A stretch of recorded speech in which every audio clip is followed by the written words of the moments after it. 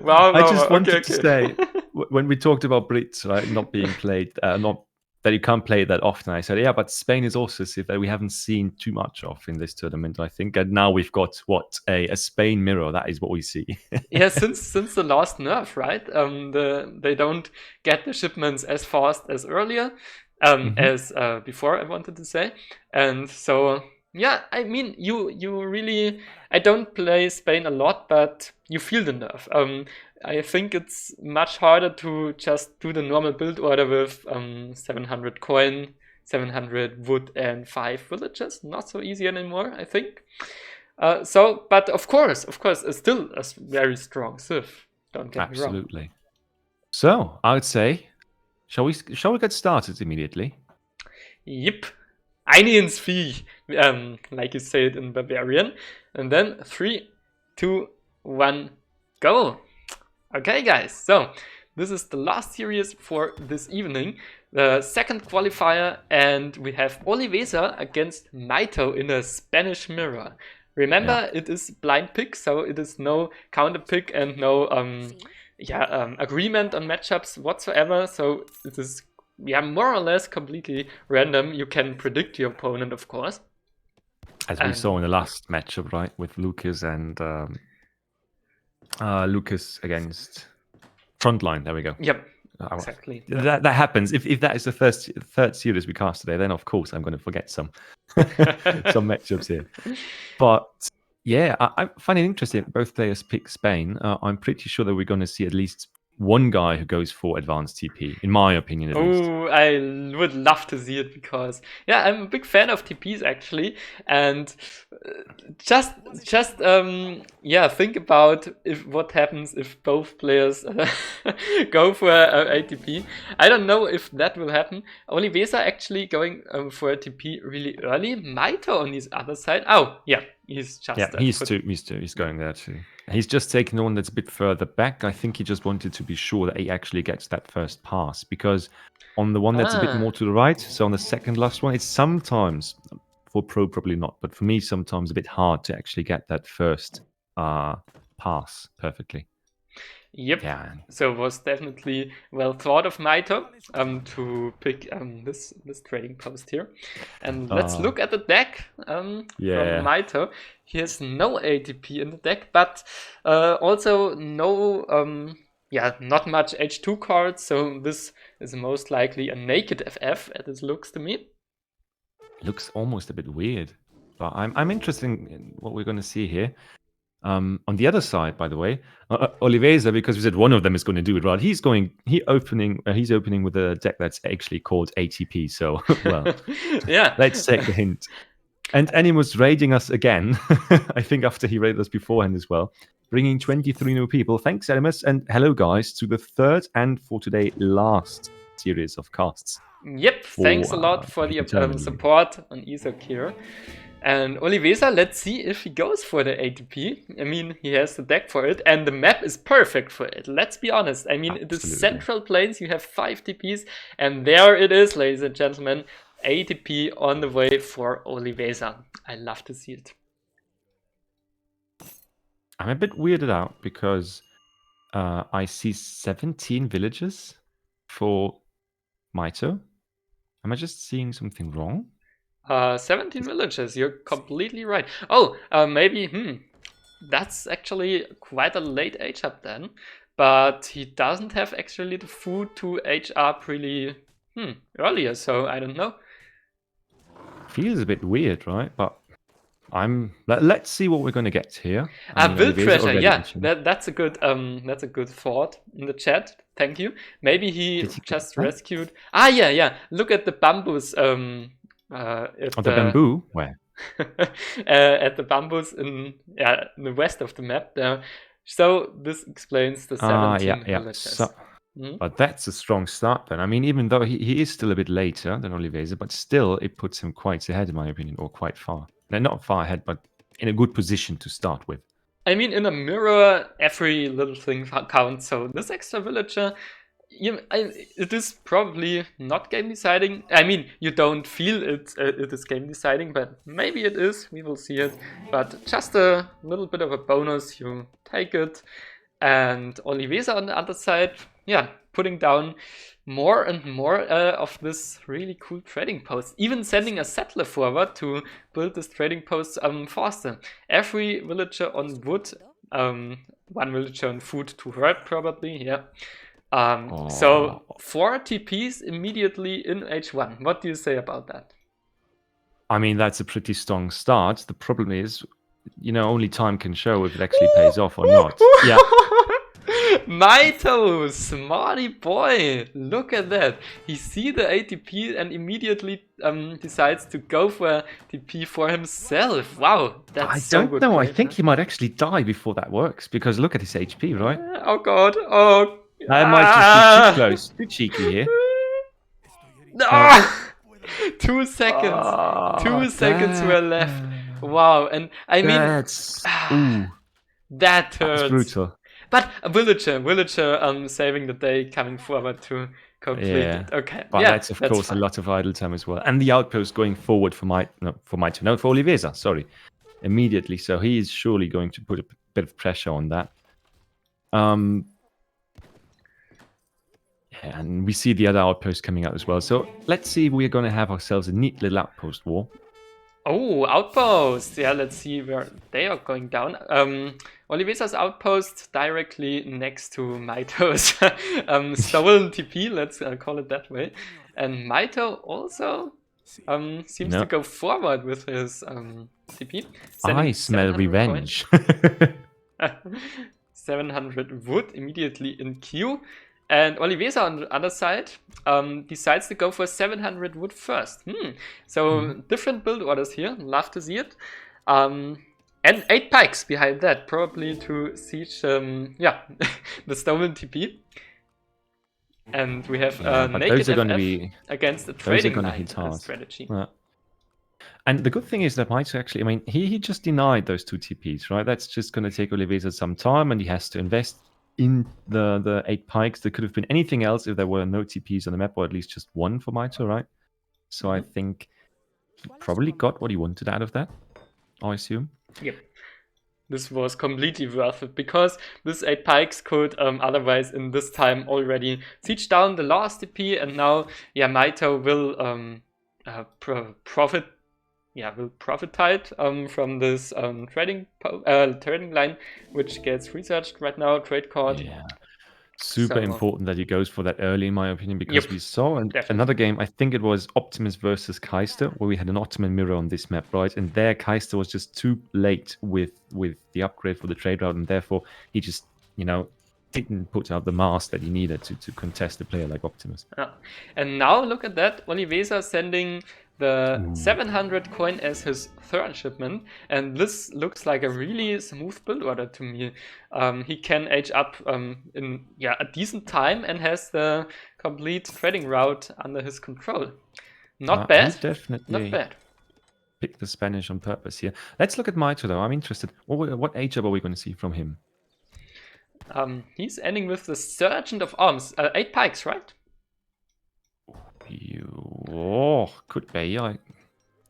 Spanish is probably my weakest, to be honest. I don't really play. I really don't play this.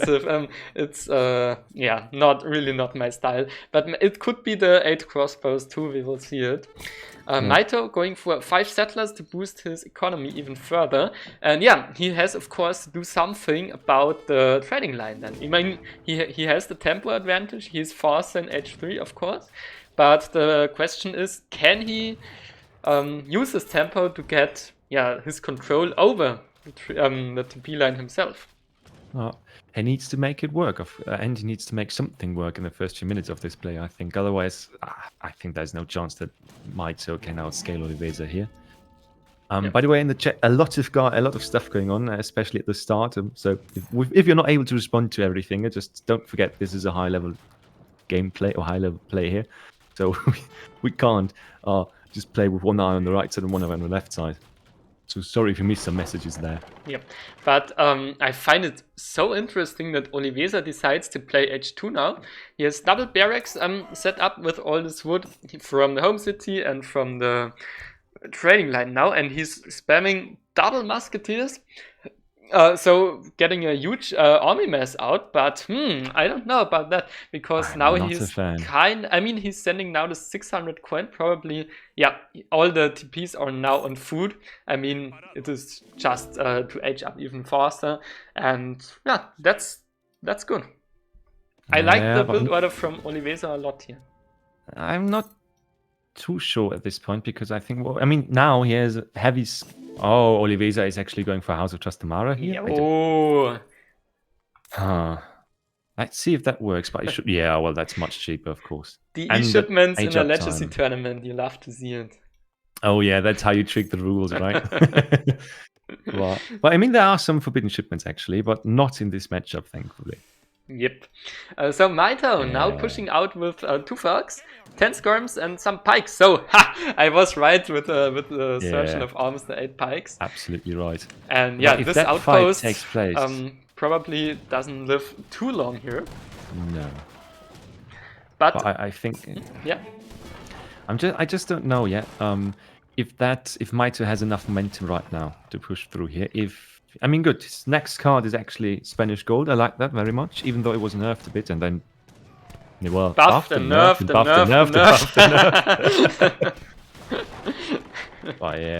But at least he's taking one of those out right now, and now he can immediately go for the front base of Oliveza, which should be rather beneficial to him. But look at the army of Oliveza for a second, please. Yep. I think there's still only heavy infantry in there, right? So nothing that actively counters that. Yep. This is what I probably wanted to mention earlier. I don't know about this double batch of musketeers Oliveza pumped out, because he couldn't achieve anything, and this delayed his age up a lot. So yeah, I don't know. But now he's going in. Oh, he's immediately going in with the 4 hussars from the age up. Let's see if he can manage to kill the Falks, and it looks not too bad, I think. It looks a bit confusing from perspective-wise, but those 2 the dogs are going to go down. Shit! Look at the dogs doing so much work in there. They tank, they do damage, they kill the Falks in the first place. Wow. And now everything else. God. Wow. Those guys are no joke. So well played from Oliveza here. Incredible. Yeah, he just saw that Mitoe had only those few pikes, and I think 2 or so of them died while sieging the TP and also sieging the outpost and so on. So he knew there was not a lot of stuff that actually could cover the Falks. That was beautifully done. Yeah. I mean, it was kind of smart of Mitoe to go heavy on anti-inf, because he saw the double barracks, but he didn't calculate in the H-up hussars, and this Oliveza really used for his advantage. And now Oliveza is in big lead, I would say, because he has nearly the whole trade route. He has stabilized in H3 he has the 2 Falks available. Don't forget that. Boy, yeah, that's strong. That's going to put a lot of pressure out on Mitoe. So Mitoe really has to think about what he wants to do in this situation now. Might not be that easy. Might not be that easy is an understatement, in my opinion, actually. Let's see what we're going to have as a shipment there. And, it's going to be more. Is it the second shipment of Lancers already, or the first one that he's sending in right now? Mitoe sending the second yet. He has sent the first, I think, as the last one, and now sending in more Lancers, training Lancers. Whoa, he has 2. This is rather for optimistic. What do you mean? With 2 stables, I don't know if you can train that much Lancers with this economy. I also don't know if I can keep this up, but I mean, look at the mass. There's a lot of skirmen there, and not too many anti. Yeah, the problem is there's some Lancers in there as well, right? So this is going to be interesting. Yeah, he's just focusing on pumping out these Lancers. It's completely crazy. And I mean, if it surprises Oliveza, it can work, because if you hide them and go in with a huge mass of lancers, and Oliveza has, I think, only infantry on the field, even building a second barracks, no cavalry on the field. I mean, And he no has upgrades yet, right? this Only rods. Rodaleros are better. And Rodaleros and Lancers are probably they counter each other, so I think it's fine to go for rods here. Yeah, and Oliveza just waiting because he has the trade line. He hasn't. But Mitoe has on Mitoe. Mitoe has the advantage when it comes to points. How does that work? I don't know, man. I don't know. This is just Mitoe magic. By the way, Guardian in the chat actually saying that Mitoe first of all likes those lancers and likes the double stable, and so I'll see how that works out. Because as you said, if he just overwhelms, and look at the numbers, I mean, just sheer military numbers as well. Like, it's not even a balanced army, right? Mitoe lost his entire army and has remassed so extremely or so strongly that he's back at it again, in my opinion. Yeah, true. But I think Mitoe shouldn't wait too long here. Yeah. I mean, maybe he'll wait for Cav combat now. This makes sense, of course, That makes a lot of sense. But Oliveza, in the meantime, just massing Rodaleros. He hasn't scouted anything. You have to consider that. He doesn't know anything about the base of Mitoe, so just seizing the TP here, but those he doesn't know anything about unit composition or whatsoever. Yeah, it's going to be an interesting fight. Mitoe can adapt, right, because he sees the army, he sees what's coming for him, he knows the two Falks out, which is an important thing to know. And especially, he sees that huge veteran mass of Rodaleros. And that is just going to be an interesting fact for him to know with that much cavalry on the field. Oliveza now pushing in. Wow, I don't know if that's the right decision, because he has actually the trade line, so... Can you go on Oliveza's point of view, please? Because I would really want to know... God! Mitoe going in now with Cav from all combat, sides. Lancers in his own base. You have to remember, he doesn't even have to push out, because Oliveza is the one who is pushing now. And this Lancers, it is close, but I think it's just too many Lancers, right? Yeah, but now the problem is the Rodaleros were just in the south, right? And we're picking off Cav there. Now they're just a bit late to the party, in my opinion. Yeah, I mean, they cleaned up Lancers for themselves, because Lancers everywhere. But it's not too bad. Look at that. Oliveza actually putting down a decent fight, and his units were definitely cheaper. So points are still... Oh, but don't send in reinforcements now. I don't know about... but he has dogs. He has the dogs. I mean, nothing to worry about if you have dogs in the fight, of course. I would also think that this was actually... If you look at the score now, right? Now it's even. And I think army-wise, Mitoe had more resources in army, I'd say. So I think it was actually better... Probably even a better trade for Oliveza. Yep. If you are in Mitoe's position, you clean a completely army, and now your opponent is in score lead. You know that it doesn't go too well for you.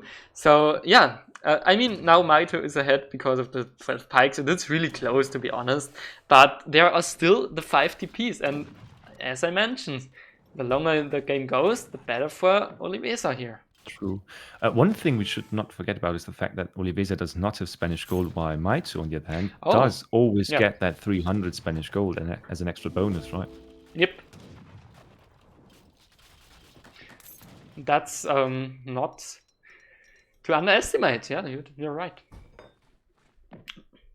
But now huge batches coming out again of Rodaleros, also some Lancers here. So lots of melee stuff, as you know it from the Spanish, of course. And now Mitoe trying to siege down the trading post. But what wanted you to say? Yeah, I'm pretty sure it sounds a bit too sure for my side, but still, I think that Oliveza at this point is doing the right thing, because he knows Mitoe needs to take those down, right? The TP line, and he's still getting resources. That's just the first. Now the second TP going down, and he has been active quite well in the trade line. And now he could master in the meantime. When you see what he has on the field, Oh yeah, this And looks so whoa. scary Yeah. compared to what Mitoe has. Now Mitoe going for the skirms and now some Rodeleros. But yeah, now Oliveza can again just siege down the TPs. Ach, I love this fight, our TP line. Yeah, because in this map we always have one guy on it who's heavily focusing on the TP line, and now, of course, Mitoe was in lead to take it back, but now he's being chased off again because he sees an army that is much more mobile than himself, and if he gets caught, then well, it's good night. I don't think he can survive a second clean.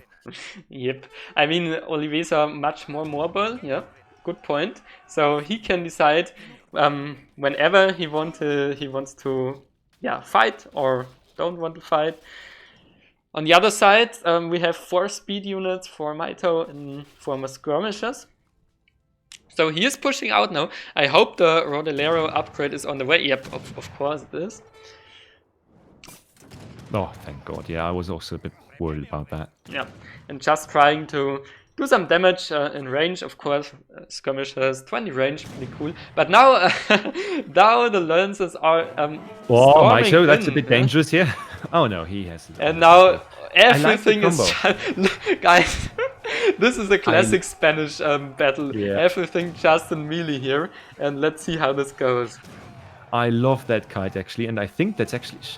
No. Does he have enough rods? That's the question, right? Does Mitoe have enough rods here? Because if those lances are yep, they are the left lances left, and Oliveza again using the dogs. I think Mitoe never uses the dogs really. Meanwhile, Oliveza does, and that's pretty good for him. Yeah, but now what we didn't see with the zoom in, but otherwise that was fantastic camera work, by the way. Those goons coming in actually helping up clean the fight, but point. Yeah, score leads more or less. For whom? We don't know yet. And it is still so close. Wow, what a mirror here. I mean, we have already the 20-minute mark, and the game is full of action. Wow, so beautiful. Absolutely. I mean, 1 TP is still under control of Mitoe, 3 Oliveza, so the trade line is not fully taken.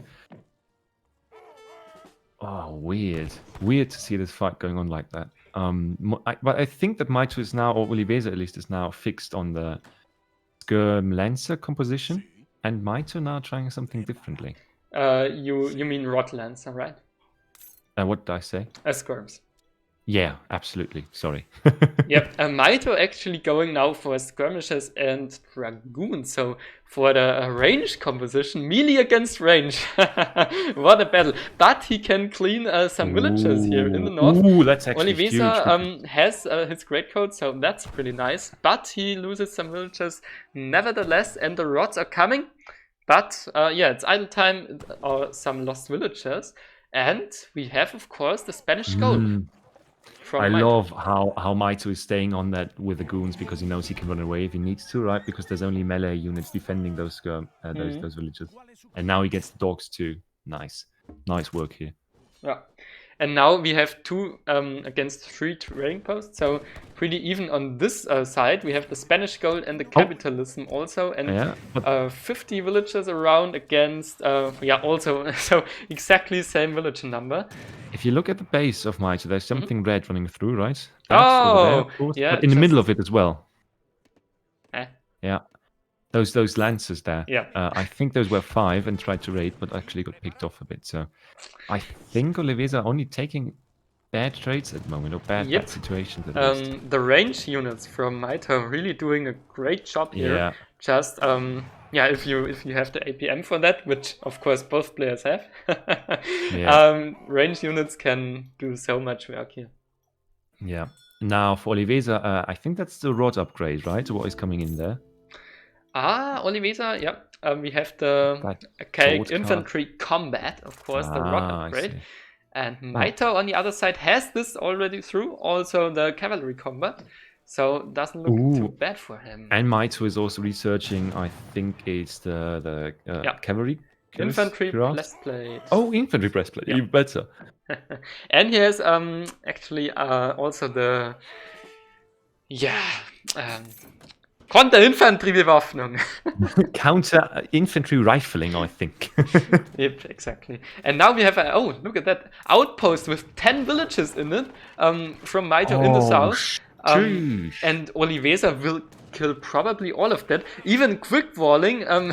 Wow, really smart quick wall to just block Mitoe's army off. Wow, what a quick wall here! This is so well played from Oliveza. Wow, wow, wow. What the hell? To think about that in this moment, yeah. But the problem is there's still a lot of army from Mitoe there, and that's definitely more than 10 villages. So if Mitoe gets to stay here, then there's a lot of potential damage to Oliveza's. Wow, look at this mess here. Villages of both sides. Dying left a wall, and right. What the hell? Wow. And but look at that, the villagers are perfectly placed there to kind of distract the lancers that don't do a lot of damage to the skirms in this situation. True, they soak really much damage. But the dogs, again, Oliveza always on point with his dogs, and Mitoe, you have to say it, never uses the dogs. Explorer always out of position for him. When Oliveza wins this, then only because of the dog advantage, I call it. Yes, certainly. And I think Mitoe is starting to hate the Spanish as an opponent in this matchup. Wow. And now compare the villagers. We have 50 to 42, which is not the end of the world, of course. But no. This is, yeah, of course, not to underestimate either. Yeah, and especially if you think about the fact that Oliveza still has 3 TPs, which also, so that lead is just even bigger than it actually looks like when you're just looking at the villages. So I absolutely agree with Animus at this point. An absolutely scary situation for Mitoe, in my opinion. Now, by the way, we see, I think it's Caballeros, right? The extra damage on infantry, making the Lancers a bit stronger. For Mitoe, though. Yep. Account the infantry rifling for the lancers, basically. But super strong. Look at that army, though. That army is hella scary in comparison to what we have from Mitoe. Yep. And especially since Mitoe is even losing more villages. We have now. I mean, at this minute mark, we have 24 minutes into the game, and now resources are running out, and yeah, we have also all the villagers from Oliveza just running around, and now the fight just breaks out again. But where's the anti-cav from Oliveza here? Please help! Please help! Oh god! We have no anti-cav here! You might actually be able to slaughter that just because of the fact that now the rods aren't that strong. Villagers have to help out. But what the comeback? Why is there no anti-cav? What is this? Oh god, and there's still... How many Lancers are left though? Okay, I don't know if the Lancers from Mitoe are able to clean up enough infantry here. Oh, yep. Yeah. This is a complete cleanup for Mitoe now. What a swing in this game. All the skirmishes are gone. Oh god, that is insane. Weird stuff. I didn't see that coming, to be honest. I don't think that Oliveza saw it either.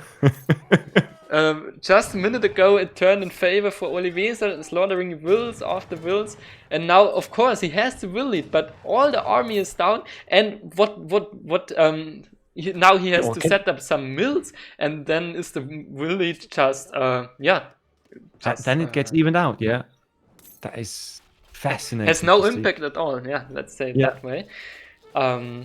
Now, first mills coming down. Also have to build some new barracks, which is not optimal for him. But he has some coin in the bank. And he has the Pistoliers. So this might be huge at this point.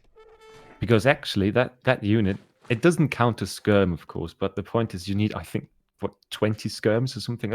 We have counter infantry rifling. So, okay, let's say 15 skirms. Who have to right-click one of those guys to kill it effectively. But if Mitoe doesn't focus them and they actually come in, they're gonna tank for the entire army as long as they're on the field. Oh yeah, definitely. This is a really tanky unit, this Pistoliers.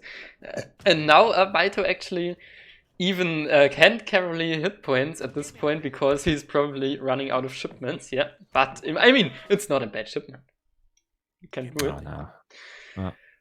By the way, can you just take a look at the left while nothing is happening? The left, Oh, the trading post, the very left position. this trading post raiding villagers, yeah.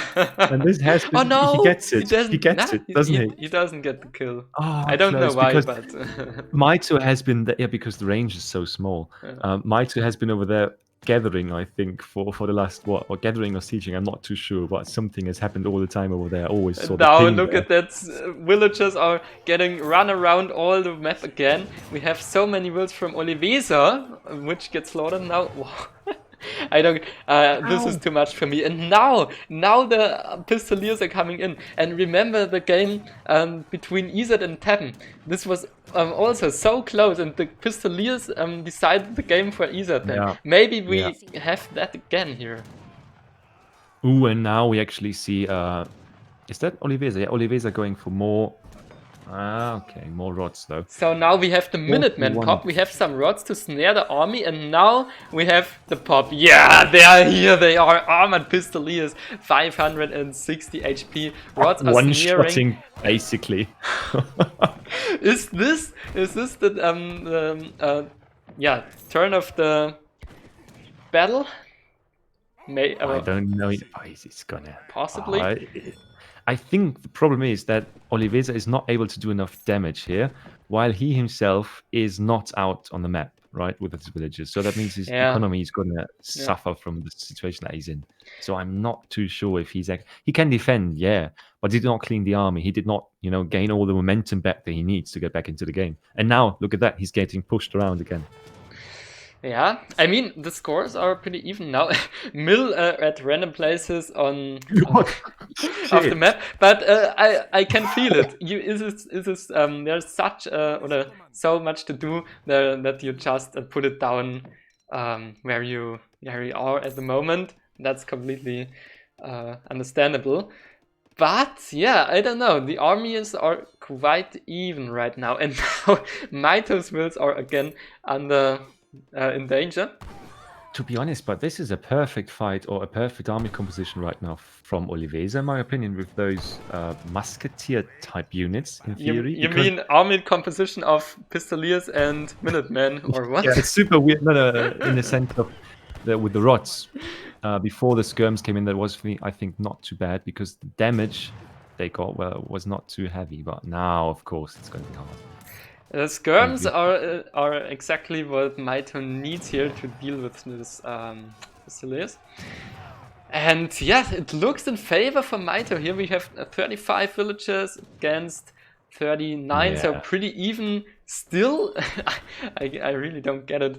But yeah, Mitoe just the bigger army at this point, and the map control. Has he still natural resources? Let's look at that. Not a lot, I think. Not a lot. Nope, he is also on mills already. Yeah, no food left on this map. Wow, we have 30 minutes into the game now. Where are all the cows? We ate them. Oh God. Yeah, but I think, and as I said in the chat right now, that the skirms in that moment really were extremely important to get that big threat of the Pistoliers out. And there, that raid again is just dropping numbers. Yep. Even lower for Oliveza. I mean, this were 7 wills or something like that. Oh, yeah, that's huge. I don't think that Oliveza can recover from that. But yeah, we have we have a raid on the other side of the map with the Pistoliers. I mean, they are not the fastest, but yeah, they just slaughter everything they come by. Yeah, don't forget, 3 of those almost one-shot the Vil, so 4 of those one-shot them, and then, I mean, look at the numbers, please. 29! Yeah, Mitoe lost more villages than Oliveza here. What is this? So basically what you're telling me is Mitoe still army lead, but Oliveza in the eco lead? Yeah, kinda. But now, I mean, now Mitoe going in with all this melee stuff. This is actually where the Pistoliers shine. No, that's a catch. But they get completely outnumbered. Skirms are just shooting in from behind. And now, yeah, that's the GG moment now. Yeah, I mean that was both players put up a wonderful show. And guys, just asking the chat even before the game is over. But what a game to start the series with, Wow. right? What a game! What a start! Best game, yeah, since quite a time actually for me. So what a banger. Which hurts to hear because you casted a few of mine in the last few weeks. So, but yeah, I understand it. Don't take it personally. That's always the same with you, though. You never say, "Oh, I'm sorry, I didn't mean to." Though you always say, "No, don't take it personally." But wonderfully played. Also, really well recovered by Mitoe, and really strong from Oliveza to stay in the game as long as he did, and still does. Right? We're talking about it as it's over. I mean, he was in the lead. Everything looked perfect for him. And then in this one fight where Mitoe just got the Caballeros, I think it was, the stronger lancers, there was no rods left to defend all the skirmishers, and that was the turning point. He never recovered from that, really. It was so weird, right? Because we were just talking about how his army looks that much smaller than Oliveza's, but then he chose the perfect moment to go in there, slaughter all the rods that were on the field, and then he just had free play with the skirms. And wonderful job. Yep. So two different strategies. I have to be honest, I liked Oliveza's build order here a lot, but he, in the end, he couldn't get the victory against Mitoe here. Of course, Mitoe still a beast in this game, no question. I mean, there's a reason why a lot of you guys probably think of him as the GOAT, and I can say he's definitely one of the greatest players here, I think. If you also think about his career before DE, right, and all that, so that is something that shows here, in my opinion. Wow. I'm a bit speechless, to be honest, because if that is the start, what are we going to see now? Shake asking how Oliveza did qualify for that. Man, look at this game. He really it was so close. He nearly got the victory against Mitoe here in the Spanish Mirror. So, I mean, this is enough qualifier, in my opinion. Can you look at the Will numbers? Because I think he just raided again in Mitoe's base. What? Yeah, you see that? I mean, makes sense. This Lancers, are a bit, they're down also not right motivated now. anymore. Not the best morale, probably. That is probably their version of going belly up, right? Oh, God. Yeah, wow. Really nice game here. Wonderful. Really strong start from Oliveza. And honestly, I mean, we talked about it. He is probably the wild card in here because we haven't seen many games of him so far. And Mitoe is quite the opposite, probably. But I think Oliveza giving us quite the show against a player of Mitoe's caliber, right? Especially that. And at the same time, how cool was that for Mitoe to pull himself together and pull this whole game and just win this thing after what happened at the start. Yep. And look at the timeline.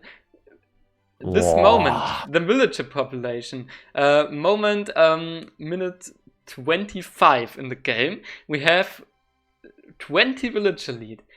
Everything was perfect for Oliveza, and at the same moment, I think, exactly the same moment, this complete military got smashed down to 0 military on the field.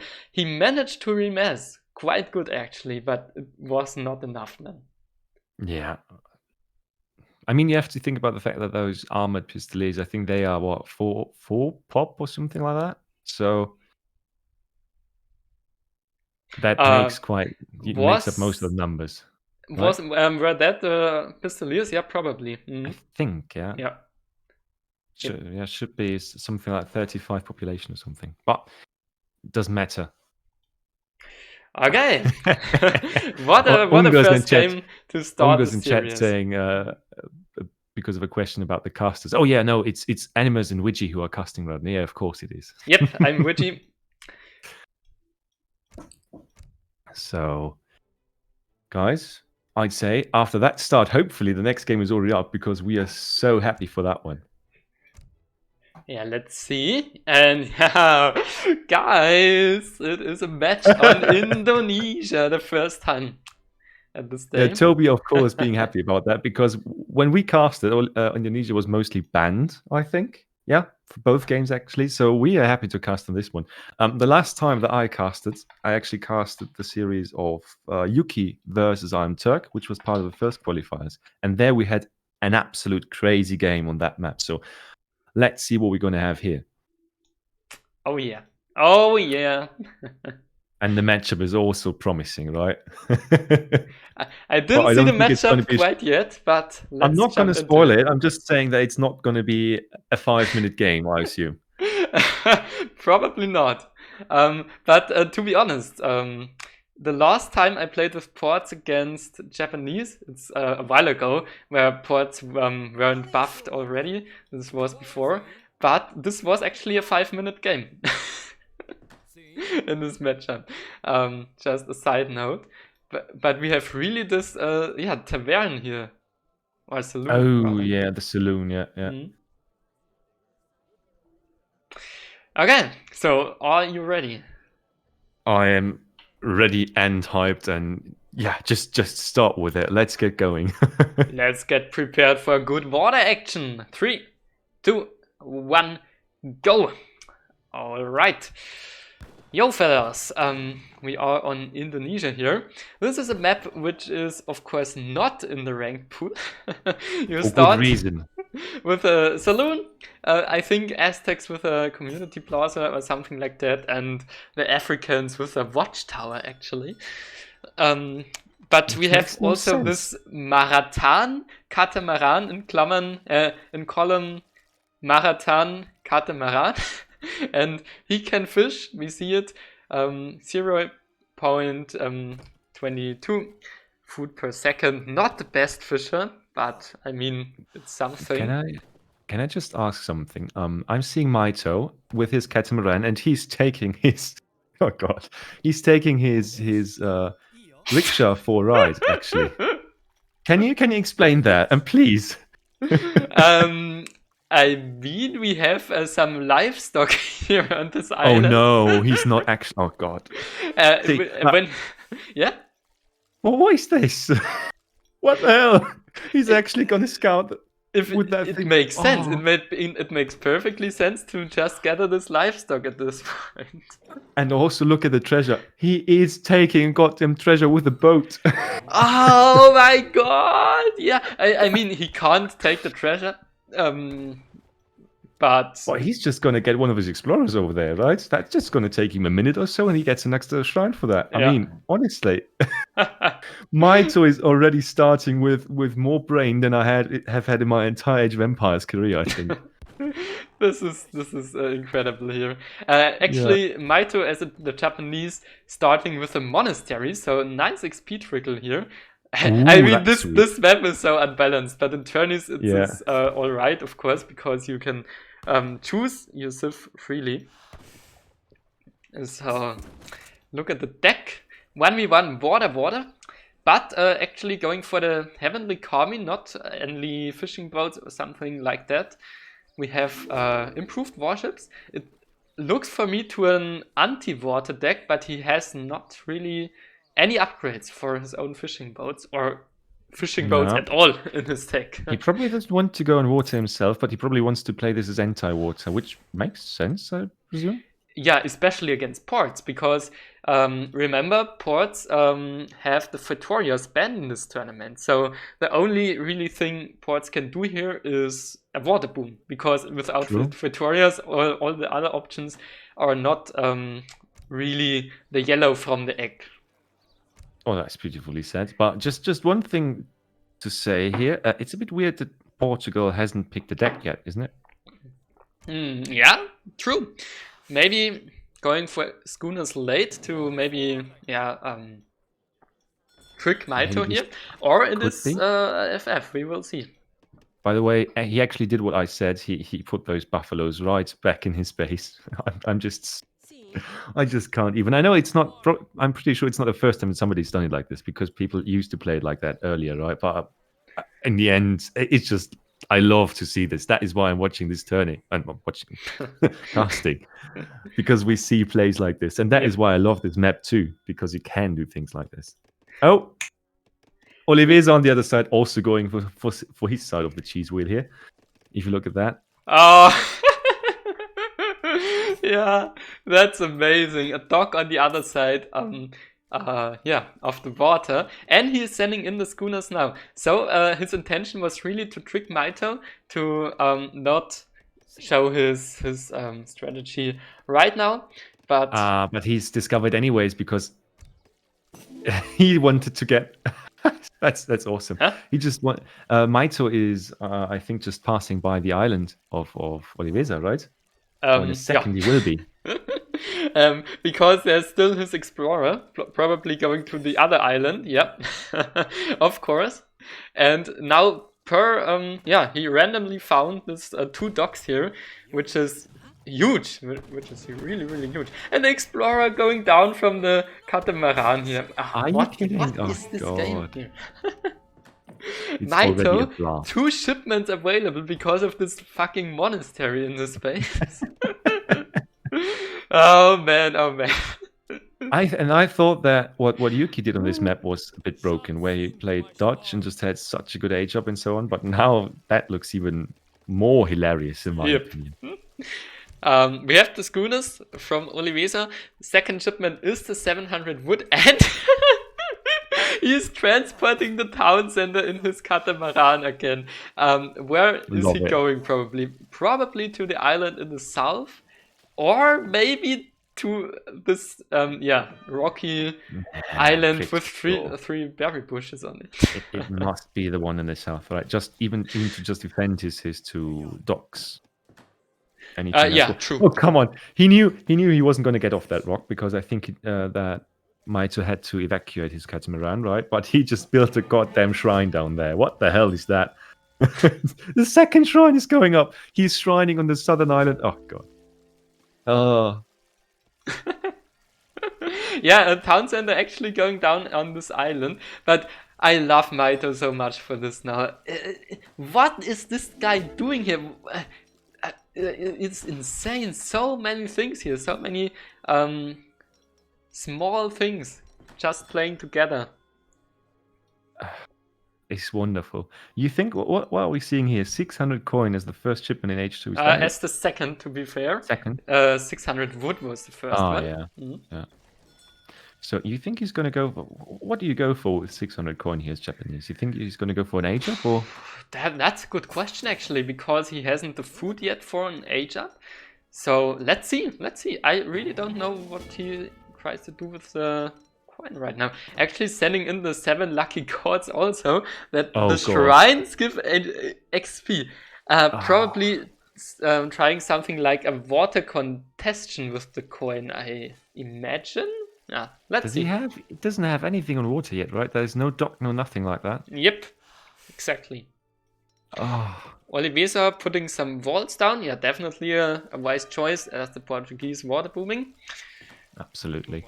And I just love how he even used Mitoe's cows, I think, down there. And how Mitoe used Oliveza's cows for the shrine, if I'm not mistaken. Oh, God. Yep, you're completely right, man. The disrespect, the audacity in this man. I love it. I absolutely love it. But of course, we have the H3 already incoming, or almost incoming, at least for Oliveza here. Oliveza really going for the FF. So this coin was for the Fortress Age, and now probably trying to get a timing with the Atakebunes, because when you send the XP trickle for the shrines, you get the shipments, of course, really fast. You can send double Atagebune in H3. So this is probably his plan to contest the water. Pretty cool. Oh, yeah, that could be strong. To just instantly overwhelm Oliveza on water. Yeah, by the way, on this catamaran, you can train Old Duke the orangutan, if you want, for 200 food.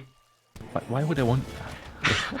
Just asking, but why the hell would I want that? Oh, and there goes the boat. Yep, and improved warships also coming in from Mitoe now. So we have now the shrines on XP. This is an insane build order from Mitoe. Everything so well thought. It's incredible.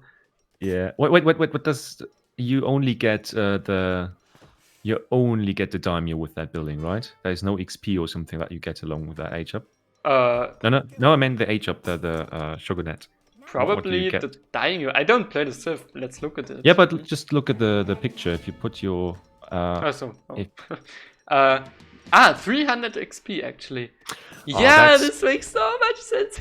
Now he can send double Atagebune easily. Yeah, Atagebune coming in. Yo. So now he has. Oh God, this is going to be interesting. I wonder what Oliveza is trying to do, because he's just stacking the food, probably by mistake because of all these fishing boats. They are mostly on food right now. No. I mean, maybe he tries to go industrial, but I'm not sure about that, because now Mitoe comes with the big. Look at the shipping point on water where it is placed. Please just look at it. Yeah. He did that when he was, going by with his boat. Oh. But on the other side, Oliveza actually went to that deserted island in the north. I think trying to contest water to protect it over there. But still, really? It's a weird placement. Really, the town center on the island. Wow. But look at the Atagebune. They are carded from the home city, and these are like galleons. They took less damage. They take less damage from TC fire, from dog fire. So they don't get even tickled by this fire. Look at that. It's insane. Wow. And now 2 other Atagebune coming in here. And the catamaran actually helping out as well. And this caravel has some petards on it from the consulate. Wow. And now the petards! If I'm Oliveza, I'm feeling effed right here. Oh my God. What is this? He's actually nuking the TC, and I was going to nuke everything else. Oh my God. Even saving the Atagebune here. Wow. Oh, that is some action right there. Holy mother. This is really a play for the Guinness World Records of the coolest at the same time he's pushing the land base, by the way. I have no idea where he got the army from. Apparently he's doing stuff as well, apart from the water play, but there's some army on land. He is actually on land? I mean, these are not the best siege units probably, but it is something. So yeah. It doesn't matter. He's just gonna use the cheat code so his ships can go on land, and then he's just gonna bash everything to pieces. I think Oliveza could defend it because he has 2 galleys out on the field now. And we have all the stocks. I mean, they don't do much against the Atagebune, but I mean, over time. Honestly, I think that frigate is not going to hold up well. I mean, look at how much damage he can do, and the base itself is probably going to go down there. So it's insane that this pikes here. Yo, of course, flaming arrow coming out of the daimyo. That TC is dead. So that leaves the Portuguese player with 1 TC left. With 1 TC and God. Yep. And this now game he's actually has to be so stressful, man. Yeah. And now he's actually sending in the card that gives him what? 4 ships 4 fishing for boats for each dog. And this is Yeah. such a bad card, to be honest, because this, I mean, on paper it looks great, but they need a whole minute to come out, and yeah, this is just not. Yeah, look at that.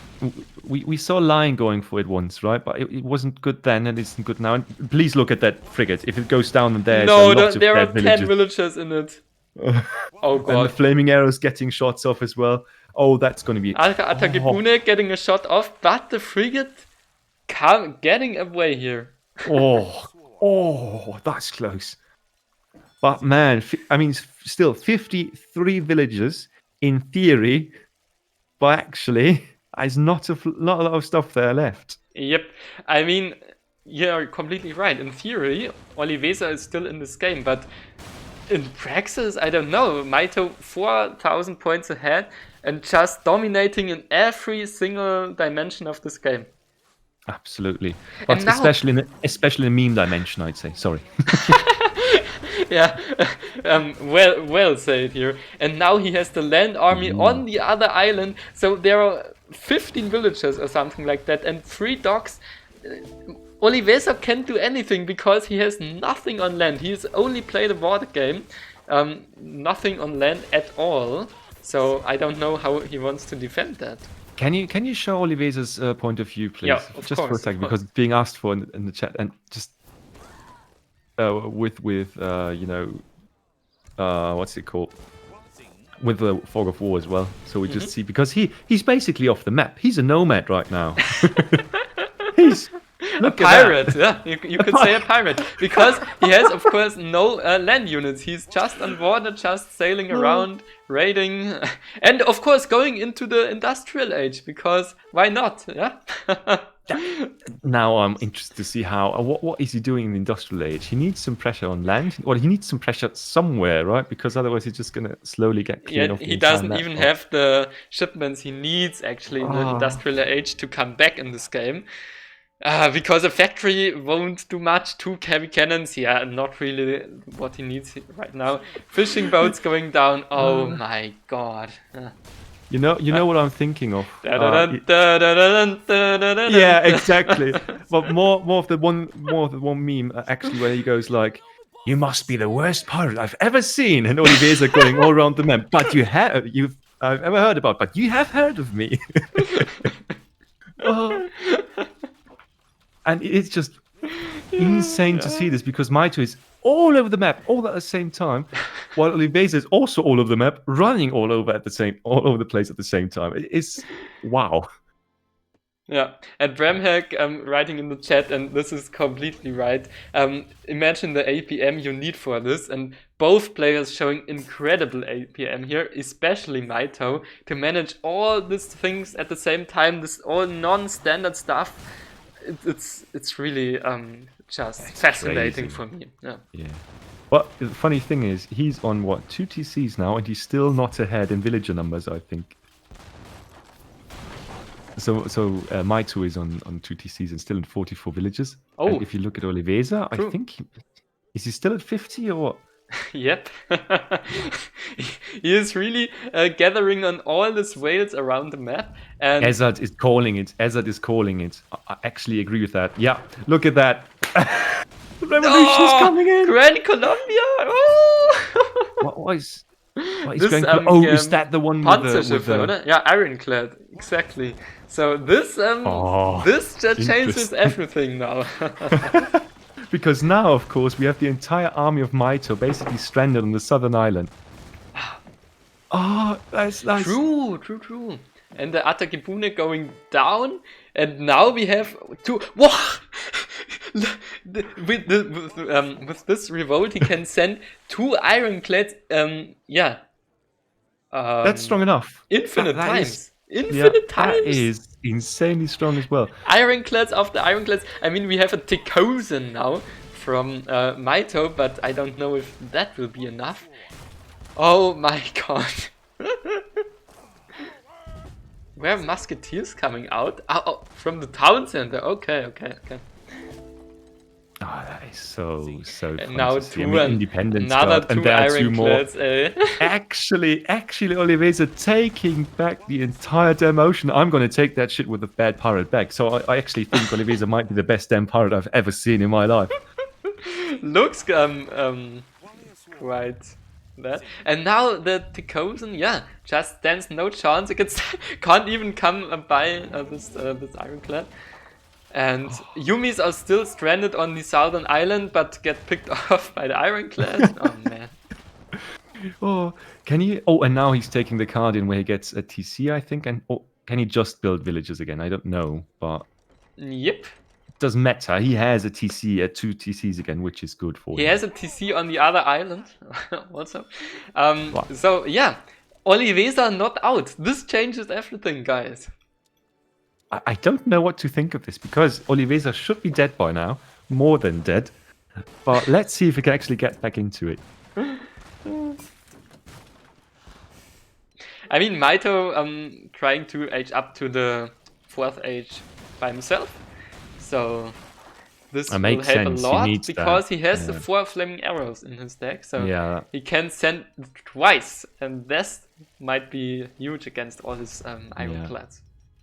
Can you turn off Fog of War again? I'm sorry for ordering around you like you around No, you no, like this, no but problem. again, No I'm problem. watching the stream, so yeah, Oliveza is still he's out on the map, all over the map with his boats, and that's the point. If Mitoe had taken the water himself and not just contested it, but also actively put out fishing boats and so on and so forth, he would actually know where to look for the fishing boats of Oliveza. But right now, he is confined to the middle island, and I'm really hyped for that. I want to see if Oliveza can win without being on the main island anymore.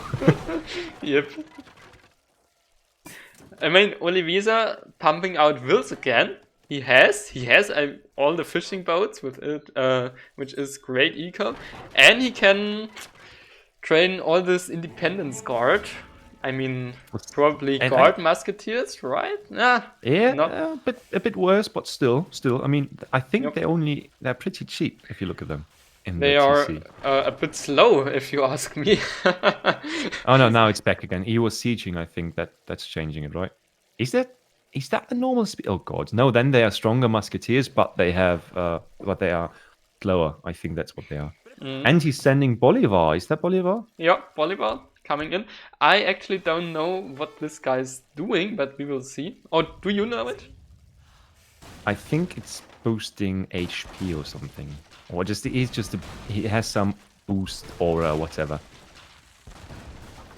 Yeah, probably. Mitoe also taking all this native TPs for some reason, probably XP for some upgrades or XP. Yeah. No, there's a lot. The Jesuits, for example, if you think about those, I think they give siege to gunpowder troopers, so musketeers and the like. Yeah.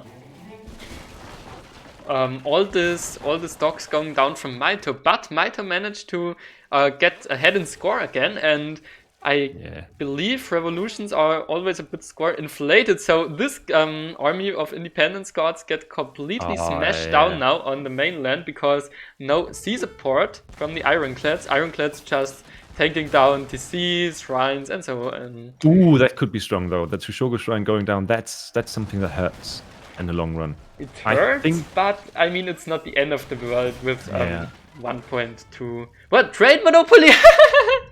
Oh, that. now we know what the native posts are for. We never thought about that, but yeah, trade monopoly. Oh my god. But I mean, this will never hold because of the shot of the ironclads, huh? Right? Don't know actually. Is it that good against buildings though? The long range shot should. I think it will be enough, but we will see. But what the hell? I mean, we are 20 minutes in, and it's absolutely insane. And I mean, the viewer count also is insane with 230. Oh, now it dropped a bit, but still over 200 people watching this. And I'm glad you guys are here to see this because I don't think you would have seen it any other place today or tonight. To be fair, the native post also got some good upgrades from Mitoe, so it was not only for the trade monopoly. Yeah. But yeah, he's still up in score, so he has this main island, has max villages already now, so he's looking fine. He's more than fine. And what is this again? Cattle drivers. Delivers 1 Lanero and 1 homestead wagon. I don't know. I don't know either. Why not just 2 ironclads again? Or, yeah. I'm also a bit weirded out by this, just because the fact is he has enough resources in the bank to basically go H4 if he could again. So he should be pushing out loads and loads of units, right? But instead he's just sitting on his island and don't know. Maybe it's just an island just boy. I mean, he's just sailing around. Yeah, just destroying buildings and having fun here probably. He's a pirate. God. Why should he go on land? And living the pirate life, it seems. Well, actually, the problem is that he at some point is going to be in kind of a pickle when Mitoe starts, with all that artillery action. So when the flaming arrows coming out and when they upgraded and so on, so thought that he could actually fight Oliveza's navy, I think. Yeah, it will be hard for Mitoe to actually challenge the Navy because he has to put up some docks somewhere, which is the first step and not so easy at all here. So maybe with flaming arrows or something like that, and Yeah, he needs to, but he castles. definitely needs some kind of force to protect any attack from Oliveza's side in the Yeah. water. Sharia improvement, alles klar. Animus is just asking if Ironclad is a legacy unit, and I'm pretty damn sure it is. I think so. Yeah. Yeah. I think it came in with all the revolutions and so on and so forth.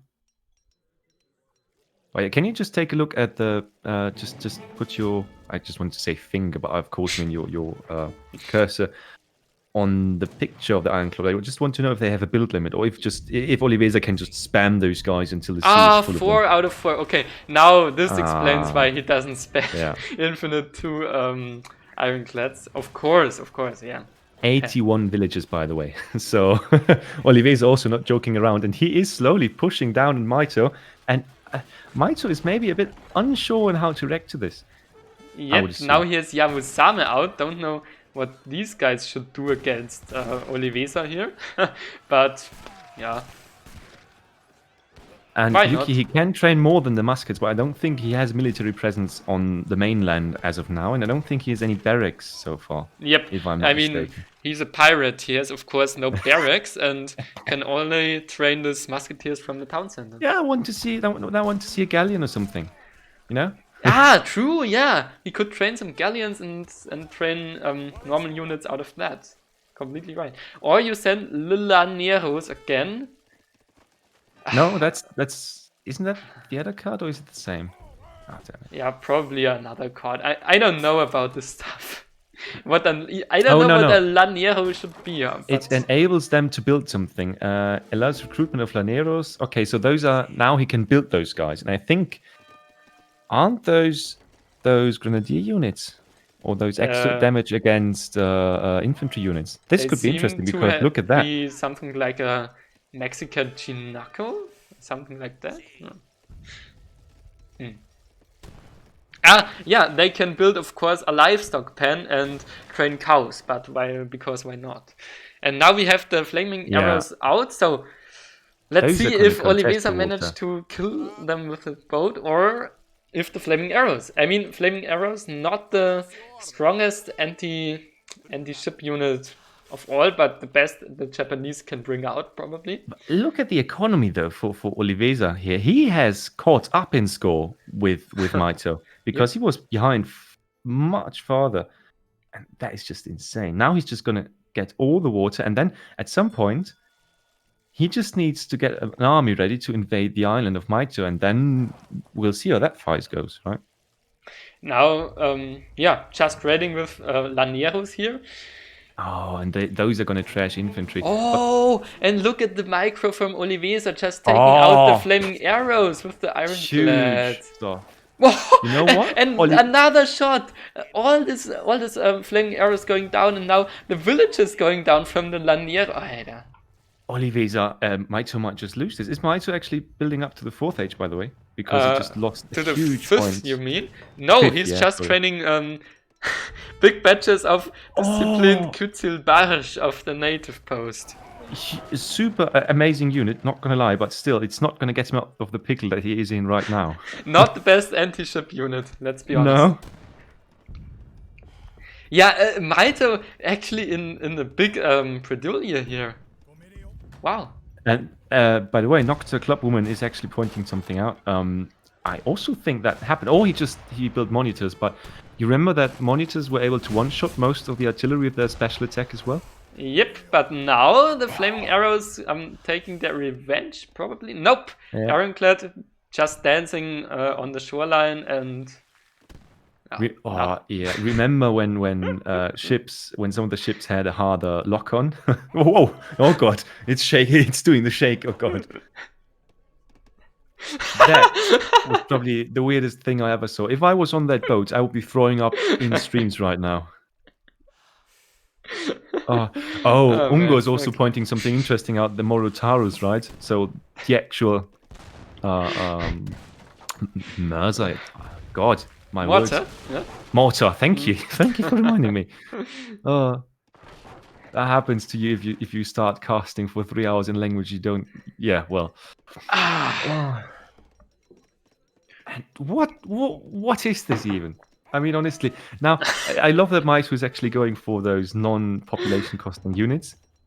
But Another trade monopoly, and I don't know why, but Mitoe just 10k score out of nowhere.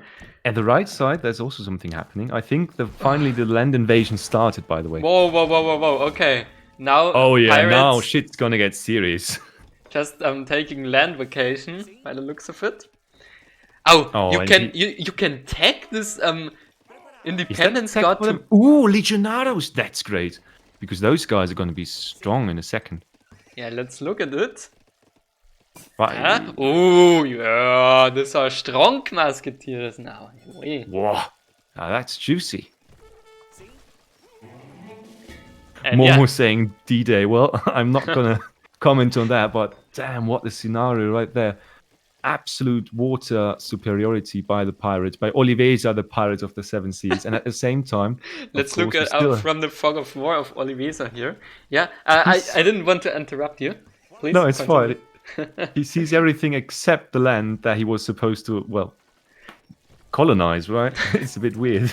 His own base is still kind of existing. I mean, at least the fortifications of it. And now a fort going out on the mainland with stables. Oh, he's man. slowly invading that goddamn island again. What the hell are we seeing here?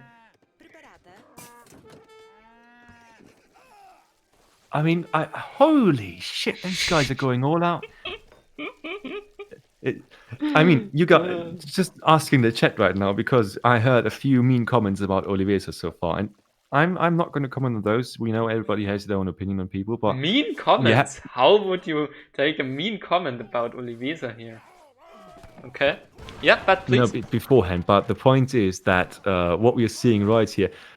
Let's say at the 10-minute mark, when you saw what insane water play is going to come in, right? Who thought that Oliveza was going to be the one not just contesting, but taking the water entirely? Wonderful. Yep. Out of nowhere with this revolt, with the ironclads just turning the tide of the battle completely 180 degrees. And now, yeah, he tries to invade, but Mitoe holds it quite good. But now Veteran has swords. That could be a bad fight. That could be. And there is actually no anti-cuff. Wow.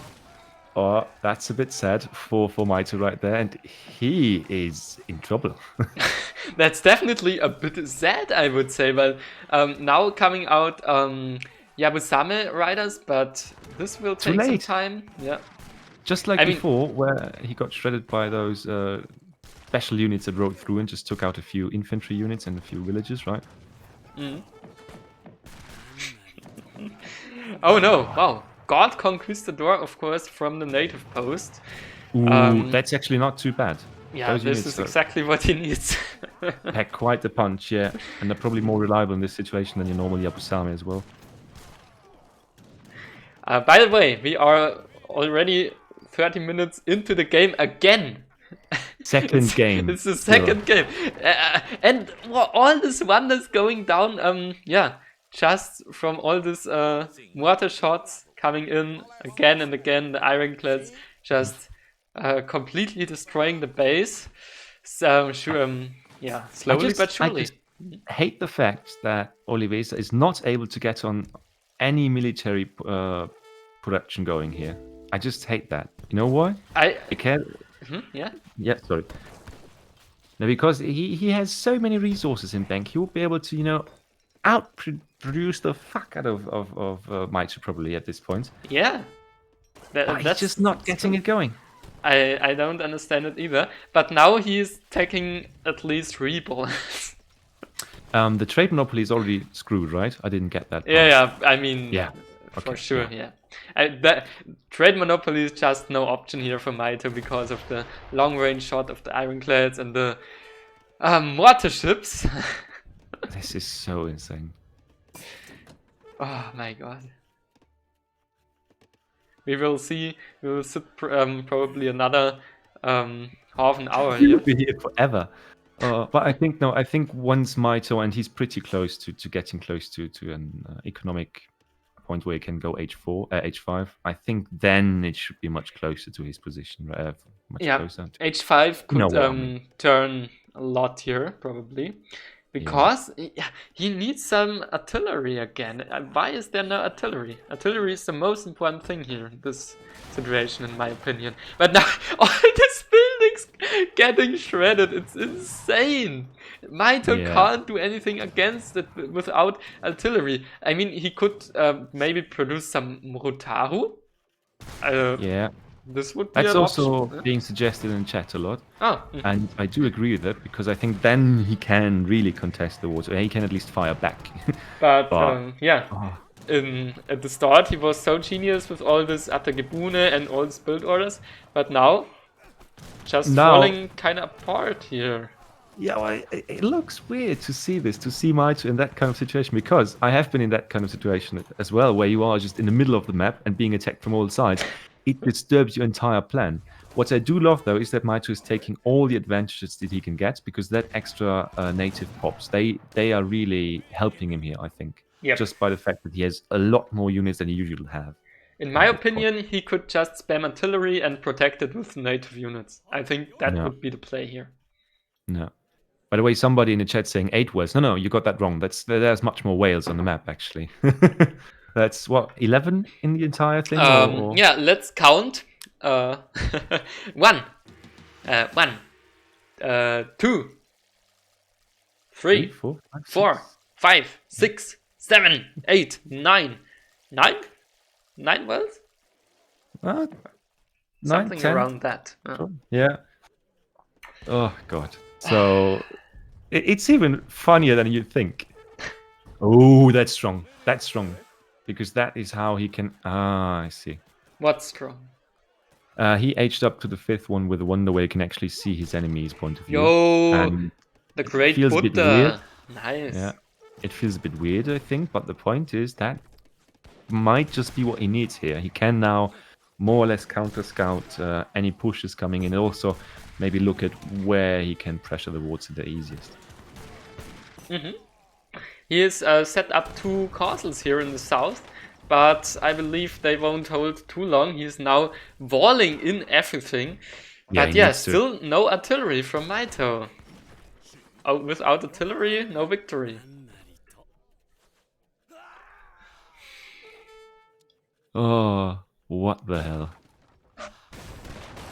It's just absolutely insane. Now the big upgrades are coming through from Mitoe, and I think with these through, they should be able to actually push back against Oliveza's pressure here. Yeah, he manages to push back, but he doesn't manage to take the water. Castle's going down again. I don't know. But that's kind of what this fight relies on, right? On the one side, you've got Oliveza, who is just barely holding on, and just because he is not even being contested on water. It's not that they are fighting, he's not even being contested there. So Mitoe is not even able to get 1 foot on the water right now. Once that changes, and when Oliveza is just being slaughtered on the mainland, which he's already being whenever he fights the army of Mitoe, at some point there will be a window where water is open for Mitoe, and then we are going to see that he's going to push through, I think. At least that's my prediction. Yeah, I don't really see it without artillery, to be honest. Yeah, of course, with artillery. If he's just going for army, then he's lost. But for now, he is just going for army, so I don't know. And Oliveza, look at his resources. Both are just stacking and stacking and stacking, but nothing happens here. Despite Oliveza sailing around the island and just bombing everything down. Yeah, still an island boy. Oh, I love it. But the point... What's weird here is as well, Mitoe is not going into melee with his lances, because those guys with the huge lances on their back, they actually have an incredibly good melee attack against skirms or against any infantry. So that was a bit of a weird fight there. Long range shot going into the army. Why not? Oh, that has to hurt. Ooh. Skirm's back out again, back to harassing, and everyone that's dead just been replaced in a second, and then we get one fort wagon after the other. I mean, I really have to hand it to Oliveza. We all thought he was dead. Yep. But now he's taking a hold of the island, and that's his win condition, right? If he just gets 3 or 5 of those posts up on the mainland, then at the same time it might be over for Mitoe. Because if there's constant pressure from all sides, which Oliveza can afford, holy shit. This game is going above and beyond what I imagined for it. Well, 45 islands, though. That doesn't sound too good, to be honest. 45 idols, though, for Oliveza. I don't think that sounds too good. Yeah, that's a bigger problem here. There are even musketeers on some of these fishing boats. Wow. Oliveza just don't manage to push further into the mainland. He can't do anything. I mean, if he just deletes all these fishing boats, he has a lot more pop space. So this might be it. He needs to take care, and he also needs to take care of his. I mean, he's already heavily on wood. And he needs to put that all into his food economy in order to preserve his fighting spirit here. Otherwise, he's just going to get effed by his macro. Yeah, I mean, he has a lot of resources in the bank, and with all the ships, he can defend the coastline for sure. But yeah, he just never manages to push in further into the mainland. Yeah, and that feels a bit weird. Now, the fact is, look at that positioning, look at that base. I mean, Mitoe is not even able with his full army force to push into that base. If Oliveza just keeps it up, he might actually be able to convince Mitoe to I don't know. To resign. I think so, yeah. I mean, what do you do at this position? Yeah, Mitoe figuring it out. Now he's producing flaming arrows, but they're not Imperial yet. I think Imperial upgrades would be really important here. Yeah. I mean, look at that fight. They can just infinitely fuel this fight right there. And then going back and forth, and so on and so on. Oh, God. And Mitoe just activated, or a few moments ago, activated his spy ability. So he saw for a second what Oliveza is seeing. Which is and perfect, another advantage, he now sees the complete map. So all the position of the whales and so on and so on. And I think if he combines that spy ability with his Morotaros, he should be able to finally clear Oliveza from the map. Because Oliveza on the other side is also not able to push into the map, right? Yep, definitely. And that means at that point he can just delete the bases. Yeah, sorry. But Oliveza is setting down town centers and all this good stuff now actually on the main island in the east, so preparing to push in there, and the flaming arrows again going down. He needs a mortars probably. Flaming arrow just not enough. Yeah, I feel so too. But didn't he just build mortars? Is it more? Those Morotaros should be able to attack water, right? Or am I missing something here? Yeah, right. Just like European mortars. Yuki asking for a big zoom out. I fear we don't have that one enabled here, but it would certainly make for a good screenshot right there. Definitely. And that's a weird fight. Natives versus natives. While a fort is going up right next to it. They're all fighting on their own island. Kitzelbarsch against Conquistador. Yeah. And actually the Kitzelbarsch is winning, which makes no sense at all because that's a heavy cavalry unit. Yeah. Oh, God. What makes sense in this game? Tell me. I don't know. I think that water eco good. I think that's all. I can't find any more. Can you help me? Yeah, look at that. And those Huss are going to take out the artillery. And just think about the fact that we're going to have a third game no matter what, no matter how this one ends, right? We're going to have a third game after that. And those players actually have to play a third game after that. How screwed up is this? It doesn't really feel like a tournament, to be honest. Can you switch back to Oliveza's point of view for a second? Because I want to know what happened to his fishing boats. I hope they're still... Oh, God.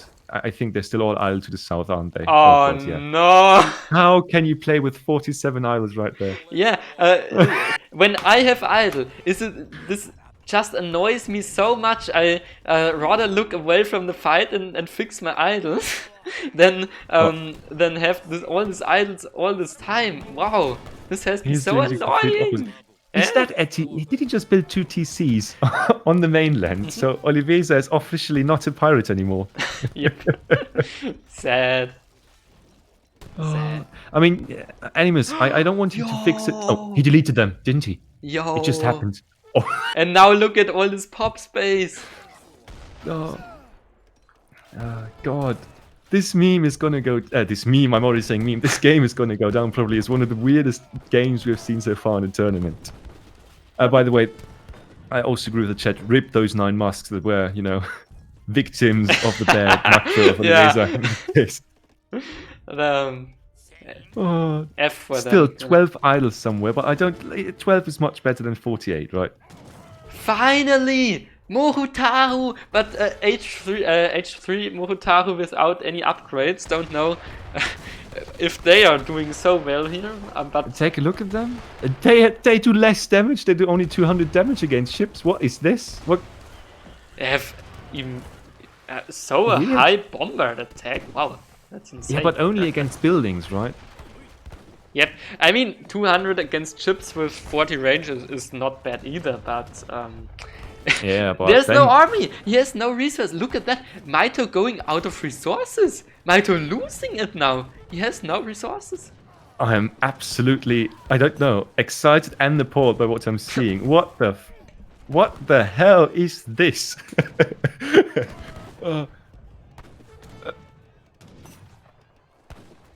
And now he's actually, I mean, point advantage.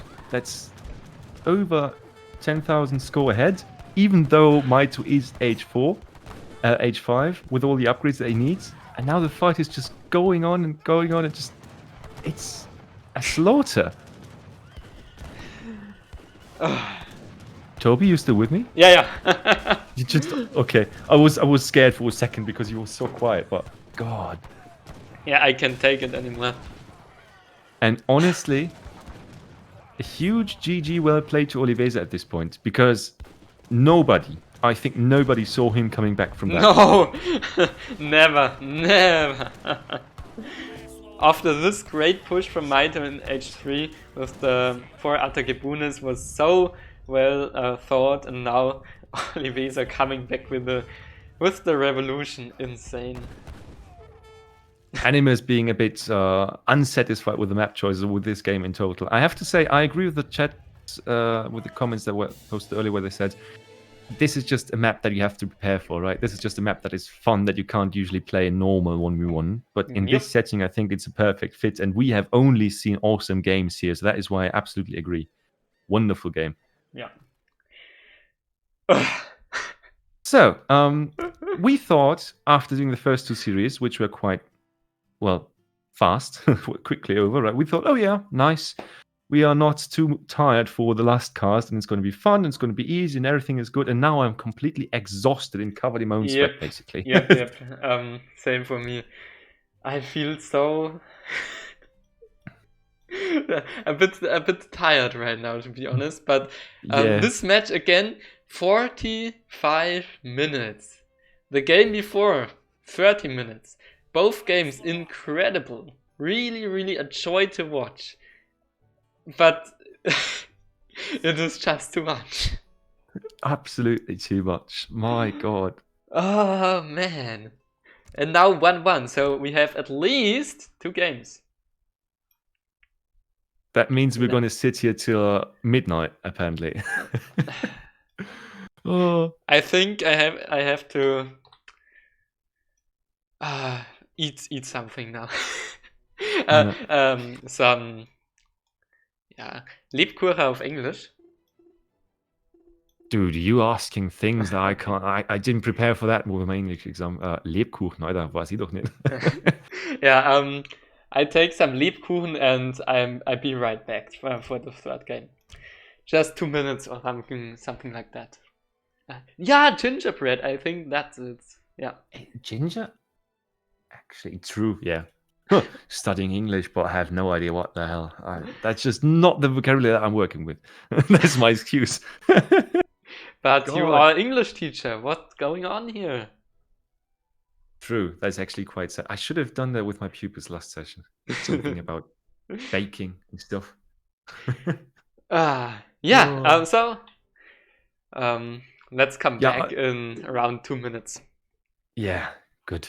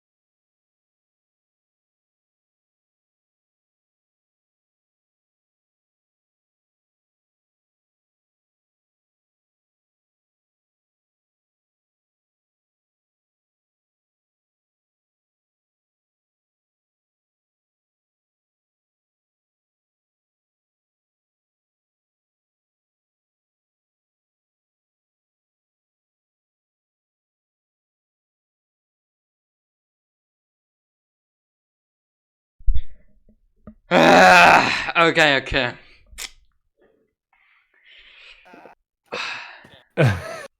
Back at it again. Oh. How are you feeling, Toby? Are you as dead as me? Yep, but now it's all right again. The chat is also having a heart attack. Sorry, guys. Me too, but happens. Oh, sorry. And Gaio's being here as well. Nice to have you. And generally speaking, nice to have you guys. To have 200 people stay around during a pause is not something we have here every day. So really glad to see it, and really glad to see you guys stay here. Because honestly, without your emotional support, we probably won't make it for the next hour. God. Oh. By the way, actually, I thought I was able to, cook dinner and have a nice night and so on and so forth. But I think I'm just going to order some Chinese now. Yeah, I'll just order some Chinese now and be done with cooking for today. God. Okay. Oh no! Are you kidding me?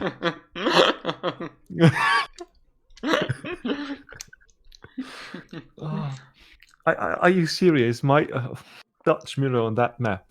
I mean, we have seen Dutch in almost every single game that was played on that map, but now, oh god, this is going to be worse, I think, than the Spain mirror, probably. It's a Virgin Tiger. It's a best of 5, by the way. So the next game doesn't decide what happens here, but it definitely puts a lot of pressure onto the one that loses. Animus, of course, Animus. Of course, you are pleased. I see that coming. I'm glad to hear it, Virgin Tiger. Glad to hear it. Okay, so are you ready? No, but let's just start anyway. Okay. I don't think we can be ready for this. 3, 2, 1, go! And can we just appreciate the fact that we had 2 mirrors with blind picks? Just saying. I mean, we have 14 civilizations available, so the probability is quite low for that. But of course, we have an OTP map here, Sierra Pampeanas, and Dutch are one of the most picked civs here, alongside with the Indians probably. Makes a lot of sense, yeah. I don't know if one of the 2 players plays the Indians, but I saw Mitoe before playing the Dutch. That far, I don't know. And yeah, let's see who wins the Llama War again in the West Plateau here. Yeah. Again, this time at least, I'd say it's as beneficial for both players, right? Because usually when you have different civs, and I think it's those livestock are most powerful if you put them with India, in my opinion, because then it's just the best long-term advantage. Or with Ethiopia, but this is not allowed here. Yeah, forgot about that. And because it's mentioned in the chat, because it is mentioned in the chat, I do think that Brits on this map would not be too good in the long run, just because of the fact that they just, they eat themselves through the hunts on the map, and then you are in the middle of it, and if you don't have the kind of military to support that push out of your base, then you're basically done. And that's why I prefer India as well, with 2 villages, 2 explorers, and huge benefit from those extra livestock and so on and so forth. So I do see why we don't see Brits. And as well as the fact that those guys are banned pretty much every time. By the way, 6 llamas against 1 or 2 from Mitoe. So Oliveza winning the llama war here. The question is only how much does it bring in the long term. Let's look at the decks, because it's quite interesting. Oliveza doesn't have the banks in H1. Because I think, especially in a Dutch mirror, you might want to have these banks. I don't know, but just wanted to mention it. Oh, yeah, Oliveza, he is my hero. The first guy in this whole tournament who really does the Bosniaks in the deck. At least what I have casted. And I think this card is so insane for the Dutch, because you have this gold always available, kinda, because of the banks, and it's just fits perfectly into your Scrum Goon composition. So this is so great, but so, yeah, few players only use it. Great to see Oliveza has it in his deck. And on the other side, what do we have for Mitoe? I didn't. I think I was just asleep at that point, but I don't see anything else that is special. The church card is there, so that stuff is good. But from Mitoe on the other side, do we see anything there in his deck? Oh, except for that fight there. he has the bank cards in H1. He has advanced Arsenal as well. So he is fitted for a long game. Oh yeah, definitely. But he doesn't have in H4 the bonus for the banks. And no Bosniaks. No Bosniaks. Ah! Yeah. Okay. That's of course not too good. Depends on how Oliveza can utilize those guys. And look at the score. That's just beautiful to see those guys at the same moment, same civ. 10 points apart from each other? Yep. Nice to see. By the way, Mitoe actually with a market start. I didn't mention it, but he started with hunting dogs already in H1, so might get his first bank a little bit slower, but hunting dogs, of course, also pretty cool to have. Yeah, Oliveza just a standard opening with the first bank getting out really fast in H1. Yep, now he can drop it. It's going to be important, because otherwise he might get a bit idled if he doesn't make sure that the bank goes up in time. He built it with only 2 villages. Oh, okay. Yeah. We'll see. I mean, he will be a bit idled here, yeah. Yeah. Let's look at the age up, though. So Oliveza is aging up any second now, right? Yep, he's up now, sending in the 700 wood as a first shipment. And Mitoe on the other side. Also, of course, with the quartermaster, also 700 wood on the way. Okay. Yeah, that's pretty standard. What I'm interested in is going to see, are we going to see, what do you think, Skirm? Are we going to see a stable start, cap start from one of the players, to just try and be annoying to the other player? Or Yep, I'm afraid we have to wait to answer that question for the next attempt, because Mitoe disconnected, and yeah, we just jump into the next one. Quite the shame, but thanks for letting us know, Ezra. Toby is eating gingerbread still, right? Because to be exactly, Pasta Domspitzen. It's a special food from my hometown, so it's kind of gingerbread, yeah, but a bit better. A bit more Bavarian, even. So, right. Yeah, that's good. And I'm just, while we're waiting for the rehost, I'm just putting together my dinner now. Lieferando sei Dank. Yeah, why not?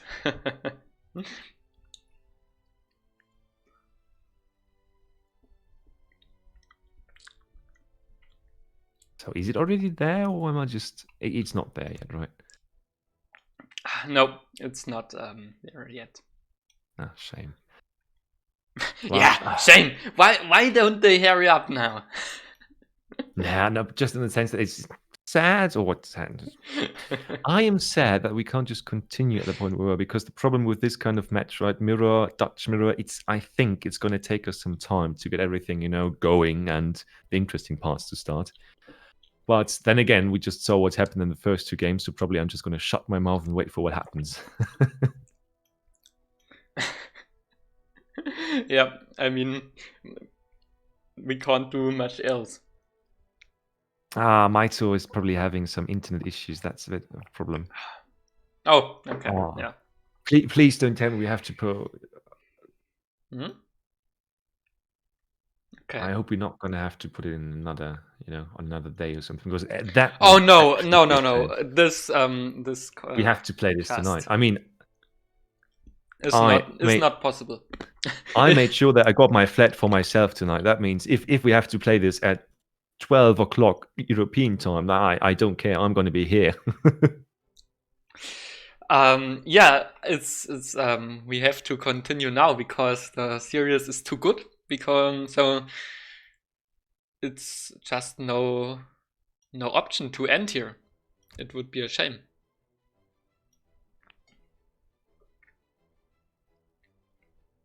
Yeah, Argosh, you're completely right. Passau is my hometown. Yep, on the border to Austria, where MFD is from.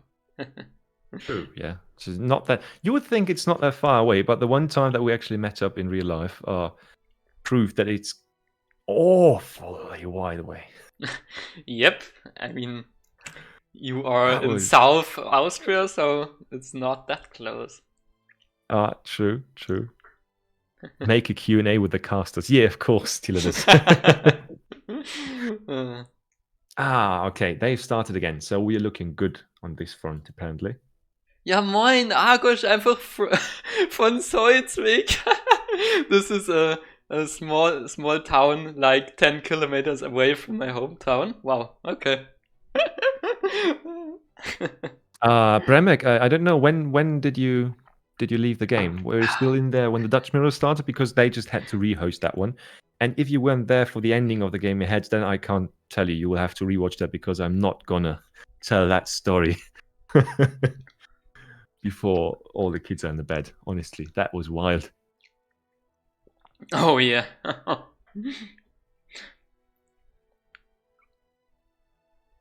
Oh, please tell me they enabled spectator. Oh, please, dear God, dear Lord. They started again. Yeah. Yeah. I mean, maybe just the 3-minute delay, I hope.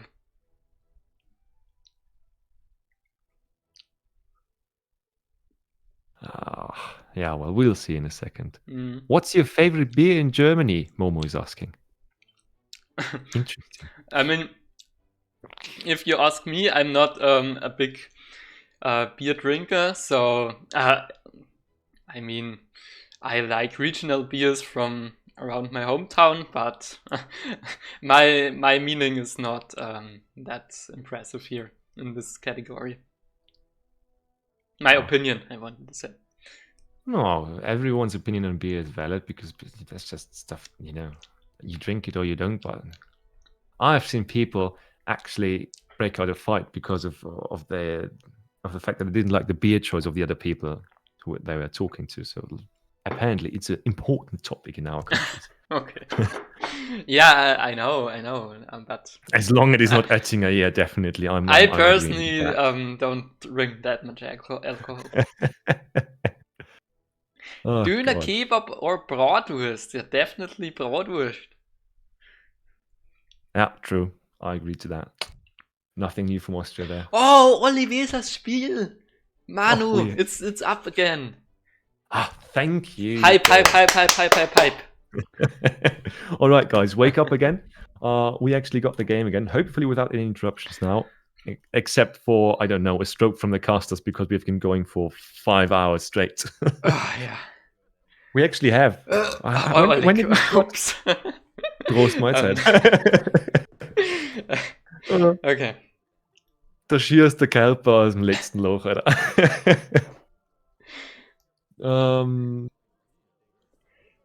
Yeah, it started for me. That's good. I'm at 4 seconds. Shall we just start in and, rewatch what we just saw? Maybe, and I hope that it doesn't go any worse for Oliveza in this part because he actually did quite well with the what was it? What? Yeah, my brain is shutting off. You mean the llama war or what? Yeah, he won the llama war by quite a lot. So yeah, let's jump in, right? Yeah. 3, 2, 1, 0. Okay, guys. Now we are getting back into the mindset for this entire thing. We've got a Dutch mirror between Mitoe and Oliveza after 2 games that can only be described as what, how, where, and we are hoping for another awesome part here, awesome game here. And it's even if this game goes to either side, right? we still have another game after that, so we are going to be stuck here for quite some time. Oh yeah, you mentioned it completely correct. And yeah, to start this match, I have a question to you. Which match of the two before was cooler for you? The one, the Spanish Mirror, which was went back and forth, really action packed, or the second one where Oliveza played the pirate and Mitoe came out with the genius build orders in the early game. Okay, this is hard to answer. The Age of Empires player in me wants to say the first game because that was skill-wise much more interesting and much more impressive from both sides. On the other side, the second game, that's the best joke that I know is probably not going to be the funniest joke that I know, right? Okay. But I find that one the funniest, and that's the point here. The second game was so much funnier for me that I'm just going to pick that. Okay. Yeah, that's completely valid, of course. Yeah. Although it wasn't the better game, if that makes any sense. Yeah, I'm probably going to kill me for that. I can't decide either, to be honest. But if I had to pick, I would probably pick the first. The first was really impressive to me. So just to interrupt you right there, but interestingly, at least Mitoe, I don't know about Oliveza, but Mitoe has a different deck now. What? No. Really? Because 1v1 no CM. Yeah. He changed the decks and now he has the Bosniaks, and he definitely intentionally destroyed his internet, disconnected to have a reason to pick another deck. Let's not start with that kind. Oh, by the way, again, 6 llamas for Oliveza. So they just rehosted basically. Yep. I mean, Oliveza again won the llama war. He is apparently, the pirate llama king. Pirate llama. Oh god. Oh. Is Mitoe again doing the market start? He's again actually started with the market. Now he's a much smoother age up this time. Yeah, he's actually really good age up here. Wow. Which is quite fascinating to me. Yeah, because of the hunting dogs, Dave. Yeah. What do you think, by the way, about the llama placement? This sounds weird that I'm asking about this, I know, but the fact is that way, if he gets attacked, he has the llama still next to buildings that can't be taken. On the other side, no villagers can be awkwardly pathed around the TC if they need to get into it, because that sometimes happens if you position the llamas around the TC. Yeah, completely right. So it is definitely probably best for Oliveza to put them there. Yeah. Now, herding in some animals, and maybe trying to get this 100 XP, and that would boost his build order a lot probably. But of course, Mitoe around, so that's pretty dangerous to do. Mitoe also herding in, and yeah, Dutch mirrors probably just who can boom better, or what do you think? Yeah, I mean, position. Can you deactivate the fog of war just for a second so I see how we are looking on the side of hunts at this moment? But yeah, I agree with that. I think in general, even though Oliveza has more livestock, that with that start, and especially with the market already up, Mitoe should have a nicer time in the start of the game, in my opinion. Yep, but you have to consider his first bank probably goes up a bit later. Yeah, actually at the same time. No. So the start a bit better for Mitoe actually with the market start. Maybe this is the way to play it. I'm a bit I think it was a bit lucky though, but still, I mean, he actually didn't idle his C4. I think only for a second or so, not because of resources. So actually quite strong. Yeah, and Oliveza is idled a bit longer again, like before. So maybe this market start, especially if you get a nice, let's say, treasure at the start, can help a lot. Yeah. Nish is asking if Bosniaks are banned. No, they are not. Just those guys had to rehost the game, and somehow, Mitoe just chose a different deck this time with Bosniaks in it. That's why people are discussing it just here. Would be a shame if Bosniaks are banned, because they are such a beautiful unit. Toby, as a German player, must know. Hello. Yeah, I love them with the Dutch even more because, as I said, you have often this Goon composition, and then you just send bam 6 Bosniaks, and yeah, game over. Yeah, Easy. absolutely.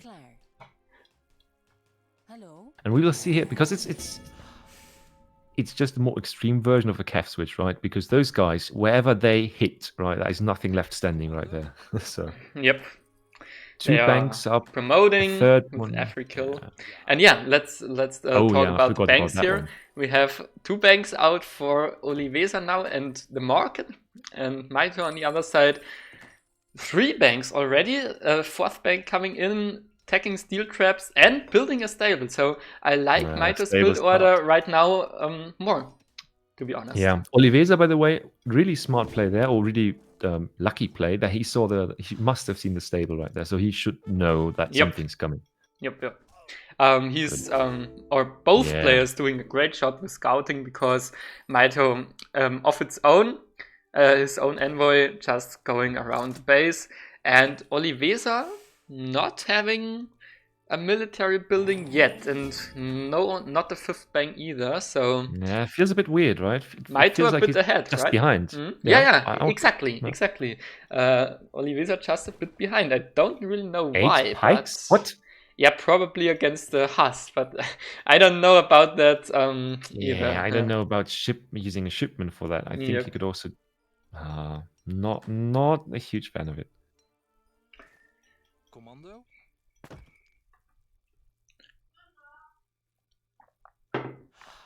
Oh. Yeah, just wonder because he needs if he sends those 8 pikes. Oh, is it now? No, that's Mitoe with the 600 wood on the ground. Okay. Yeah, Mitoe playing it really smooth here. I like that. Even getting out the batch of 5, not always easy with the Dutch because you need to build this extra house.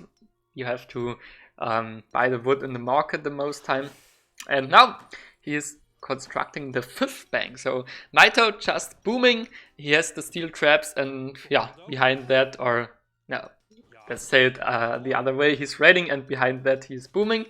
On the other side, Oliveza investing a shipment actually into 8. Oh, did he cancel it? No, he has the pikes out. Yeah, he has the pikes. Yeah. He has the pikes positioned on all his choke points, trying to catch the Hussars. Hussars not in yet, but they're coming over the right flank. So the 2 pikes, just chilling, and I mean, okay. Oh, Mitoe with the good micro here, just killing the 2 pikes. Wow, nice. Without taking too many hits. Beautiful. And on the other side, though, I think that Oliveza's age up should be much faster, isn't it? The Exiled Prince now halfway through. Mitoe is not. Yeah, I mean, he starts aging now, but he has 5 banks. He has Cuff on the field. He's just ahead, yeah? No, interesting. Now, was that a stable? That was supposed to be a stable. Oh, that's good. Now he's probably lucky or probably happy about those pikes, but still, I'm also... Yeah, I'm on the same page as you. I don't think that was a good investment at all at that point. Yeah. I mean, it's not horrible for Oliveza, but you know, Mitoe is one of the best, and even this small things can matter then. Especially in the mirror with the Civ that has been there since the beginning of Age of Empires. I do also feel like that splitting the units was a bit of a weird choice. I think he probably didn't.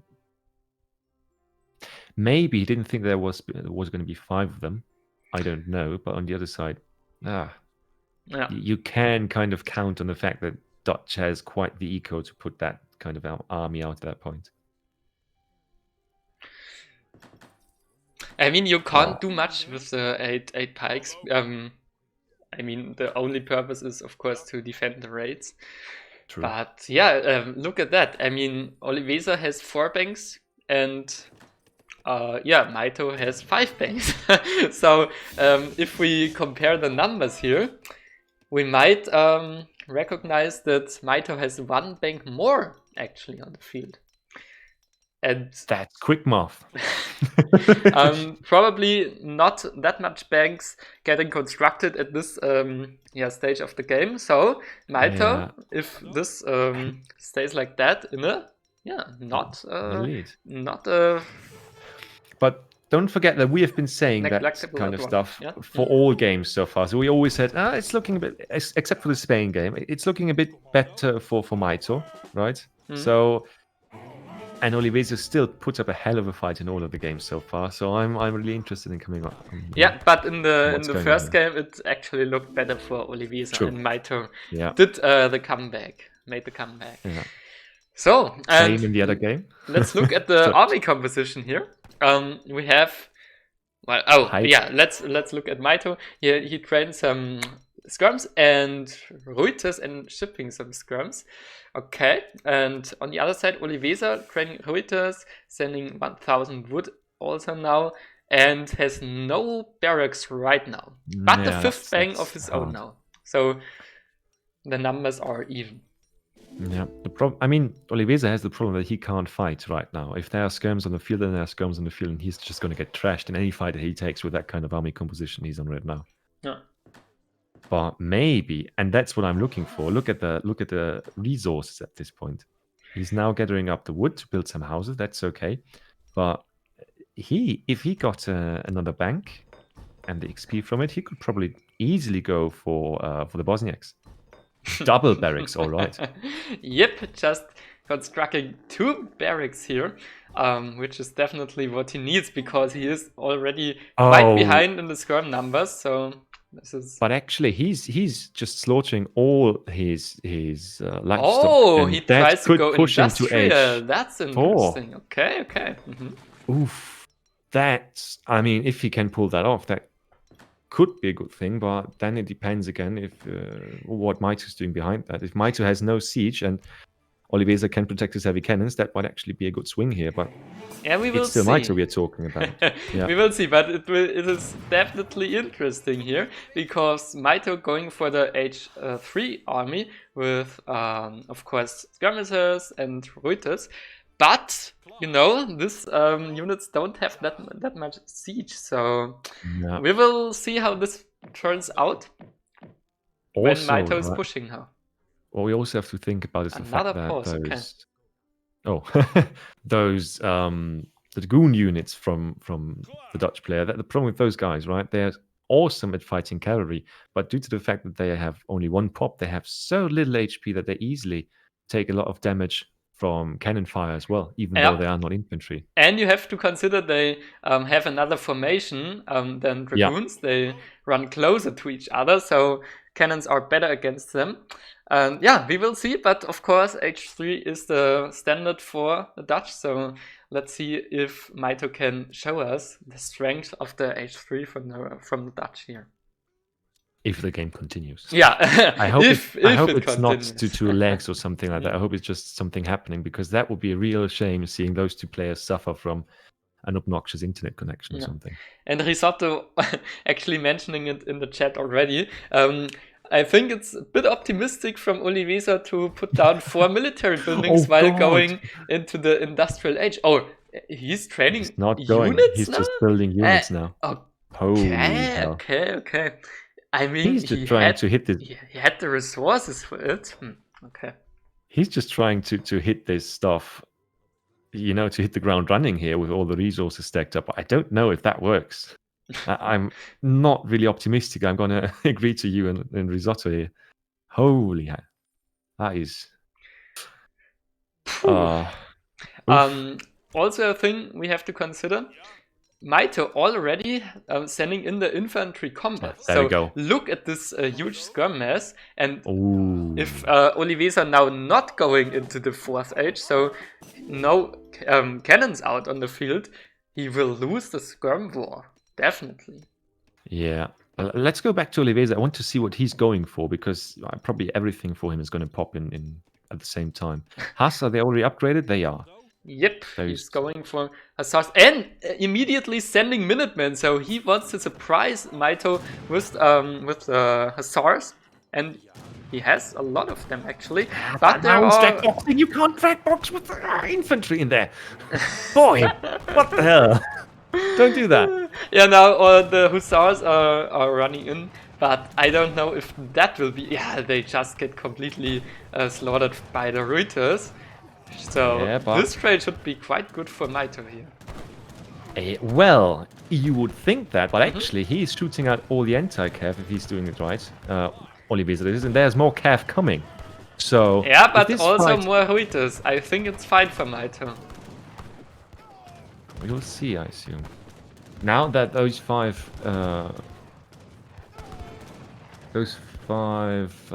Huss are actually going to be worth quite something, but you're right.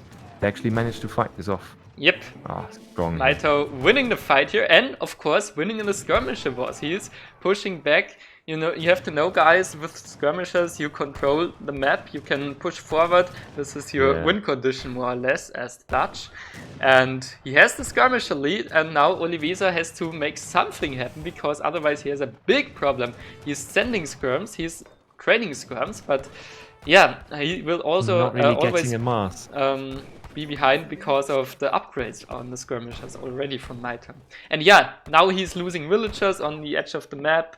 Hussars from Oliveza actually doing a great job at catching the reinforcements. Or maybe not, okay.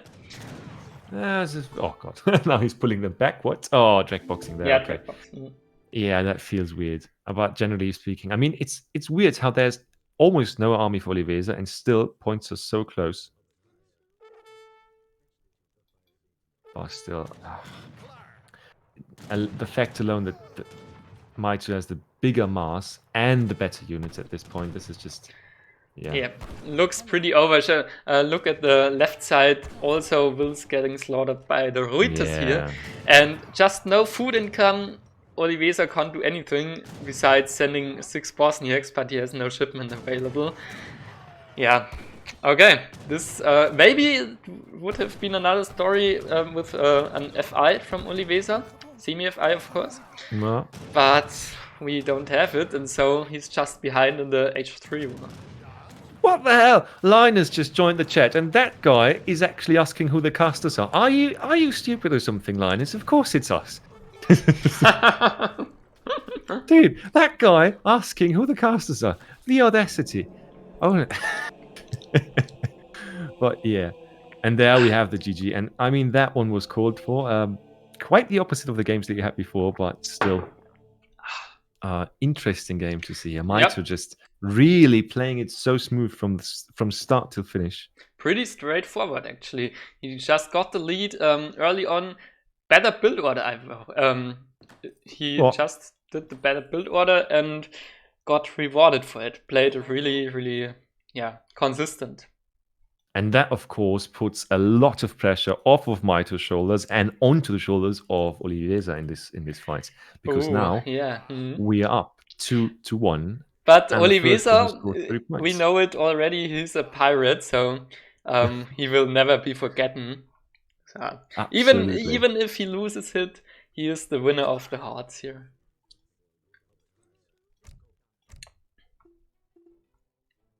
Yeah, it depends. I don't know if after the game on Indonesia he can actually be the winner of the hearts, because a few people did not really agree with what happened there. Maybe just the half of the hearts then. Yeah. He's a one-time winner against Mitoe, and how many people can say that? True.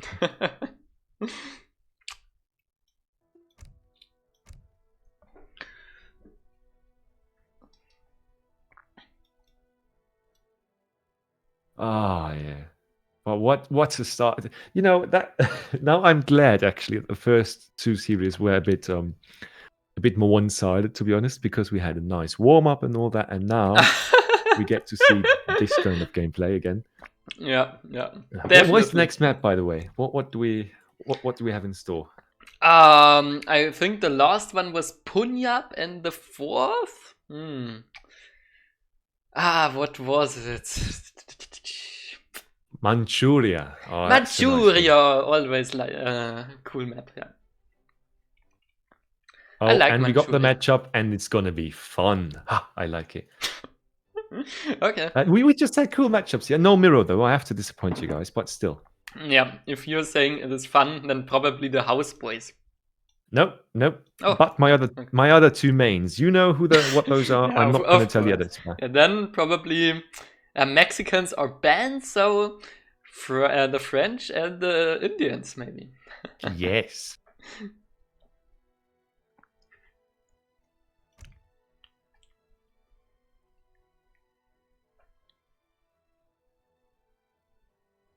So let's see if it's already up. So I mean, at least as I said in the chat, that it's going to be there. So in our chat, of course. Yeah, maybe they have again the 3 minutes. 3 minutes. Delayed. It makes sense, to be honest, right? Because there has happened stuff in the past with unfair play and things like that. So I absolutely get it why the 3 minute setting is the standard, and it makes sense in my opinion.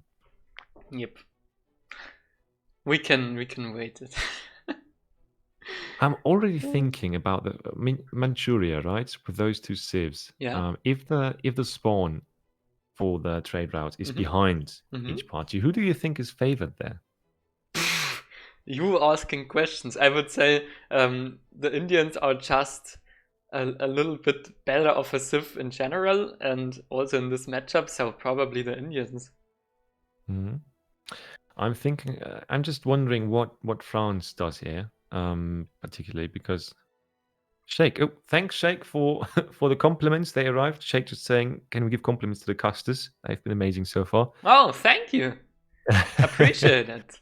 Glad to hear it. And now over that compliment, of course, you made me blush and I lost my thought. No, what I'm saying is the problem is that I think in the early starts with different rushes and so on that India can do, India has the advantage. No, against France, right? No, forget that part, scrap that. But I think in the late game, especially, India should have the advantage because their skirms just scale really, really well with all the upgrades that you have. What is late game for you? I'd say once they reach a comfortable age, 3 to 4 in that area. Okay. I would say I would call it mid game, but it is of course not really defined. So yeah, then Indians might scale better, of course. But I mean, it's Manchuria. Everything can happen. Maybe we have water action. Maybe we have trade route action, or I don't know, French Revolution action. Who knows? Oh yeah. Oh please, Toby, don't get me excited. If we see French Revolution, I'm gonna spasm the F out of here because that is. I've made a 40-minute video on that one, and if I get to see that by those two guys, I don't even know who plays France right now. I just forgot who played what civ. But if I get to see that, I'm done for today. You have to custody on your own. The rest of it. Yo. Oh man. By the way, while we're waiting for the game, I'm just seeing Eaglemod's game is up, and that's a name I haven't heard in some time, sadly. I haven't seen in some time. Eaglemod, yeah. You love to see it. But yeah, actually, when I play team games with a partner and we go random civ and one of us gets the French, then we just always say, yeah, go for the French Revolution, pump out the sans-culotte guys and maybe 100 musketeers or something like that, and yeah. Just building the whole strategy around it. It's really a fun revolution. It's incredibly dumb, but it has so many options as well.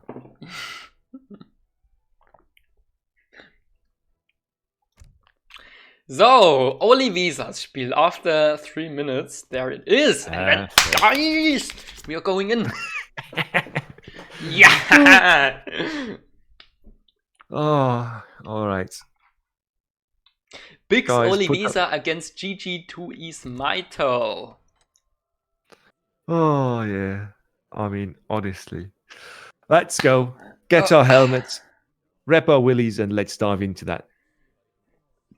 Exactly. 3, 2, 1, and go! Can I just say that I appreciate the nice fact that one got 69 as the home city value, and the other one actually got 96. But that's all I'm going to say here. It basically counts as a mirror now. Oh, of course, yeah. Mitoe with the French in the southwest and the northeast, India from Oliveza. That's going to be interesting. And actually, it's a contestable trade route, which I prefer. Contestable trade route. Yeah, maybe we see some trade route action here. I would I would really love it. appreciate it. Yeah, love it. So we And it's have a actually doable from both 69 civs. mirror here in the north. Oliveza playing with the Indians, just trying to scout a lot for his all this livestock in form of yaks. Of course, Indians just profit a lot of it. He has already 5 of them, so he really knows where to find them. Really, really nice to see. Mitoe on the other side, playing the French in the south here, going for a trade post. No, As his first. my game just What? crashed. No, why? It's alright. I'm just gonna watch you. I'm just gonna watch you. I can pause and you jump in again. Yeah. No, it's fine. Just continue here. I'm just gonna watch you stream. It has worked so far, right? Okay. And as can I say, as you want. Yeah. yeah, can I just say one thing? I think, and I'm not sure because my French gameplay is rather. I don't want to call it rusty. I'm just calling it bad. But the point is, I've never come around to really comfortably playing H4, and I think you can actually play H4 against India here. Let's see what will happen. He has Well, a I'm deck. just saying He has that. chosen a Oh, deck God, with 8 I'm just seeing H4 cards. Is that what you want to have? Yes, please. Give me that. Give me that. Oh, God. I mean, I the want- I French are so just want to see that. actually a pretty solid civ to go for a semi-FI. Because you That have is- really, really cool shipments. 4 calves, 2 heavies, 6 cuirassiers also. Quite good, actually. 14 skirmishers. So you have all what you need here.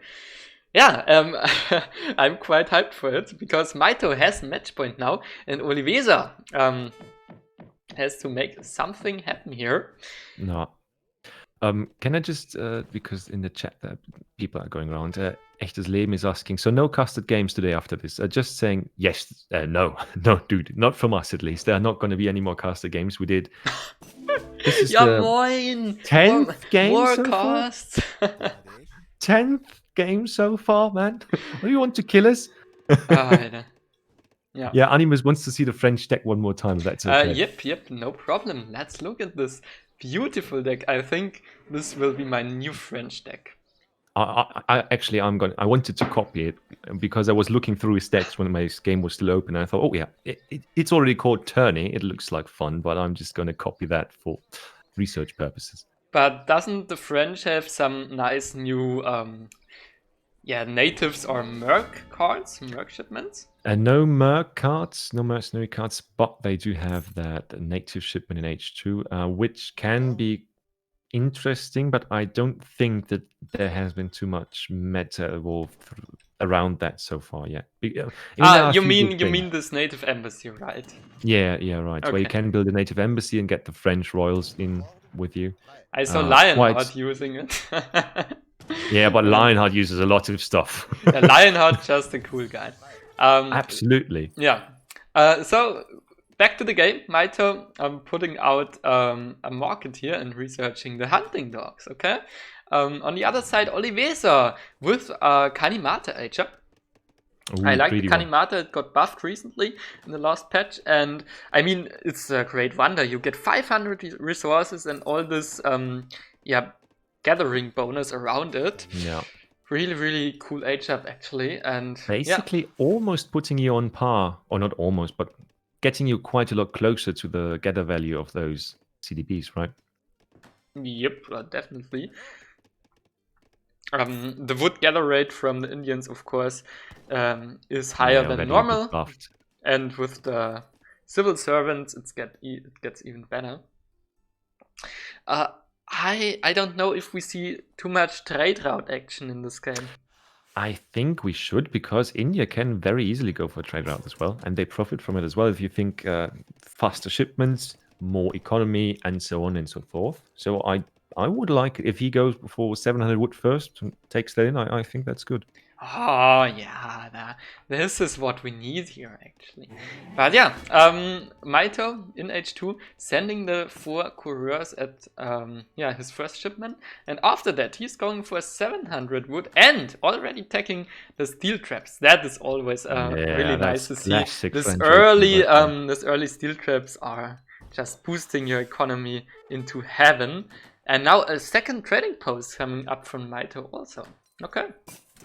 Barracks Yeah, going down. he's fast in taking those, but I think if he actually wants to go for H4, then that's just beneficial to him because he can just get up the shipments that much faster. Yeah, if that he extra wants. XP. I mean, he can play H3 also. He has a lot of good shipments there. Don't destroy my fantasy here. Okay. He is I of just course want going see it. to Force Industrial. So yeah, this second trading post will help a lot to get more shipments. On the other side, Oliveza actually sending the foreign logging, and after that the diplomatic intrigue. So he has barracks and training some sepoys, Oh, and the consulate is just going up and down. Sorry, he went for first card H2 was foreign logging, so that's the greediest or the greedier version of this build, right? You can decide between 700 wood and that card, obviously, and that, of course, is the much better option for a long game. I would say the greediest option is to go for 4 docks. All right, we can argue about that, but you know what I wanted to say, or you know what I wanted to talk about. Okay, yeah, that's fine.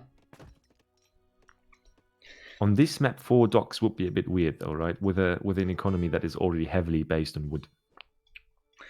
I mean, it's pretty good with the Indians to go for docks because you have a higher wood gather rate already. But yeah, I mean, what Oliveza does here is, of course, a pretty solid build order. Already sending in the 4 settlers now from the Ottomans. And we have another pause. I don't know what is up with all these pauses, but they will have their reasonings. That's for sure. Yeah. Can we look at Mito's point of view for a second? Yeah, 700 gold coming in. That's pretty standard. Oh, well, standard. Pretty nice. I like to say that in this game is nothing standard because you have infinite options to play it. So I wouldn't call anything standard, if you ask me. Yeah, no. What I meant was more the build and card order, right? Of course, the approach is a different thing here, but just generally speaking, that's semi-FF. Usually you see 10 musketeers, though. Are there 5 more on the way? Yeah. So I would think, although he's still heavily on coin, he's confusing me. Yeah, I think he knows what he's doing here. Yeah. I'm sure of that. Just I don't know what he's doing. That's what confuses me. It looks like a semi-FF, yeah, with a good economy behind. And I mean, 10 musketeers out on the field is definitely not bad to have for some map control, at least. I like the fact that Oliveza is already out with some military, though, so he can prevent any incoming damage, I think.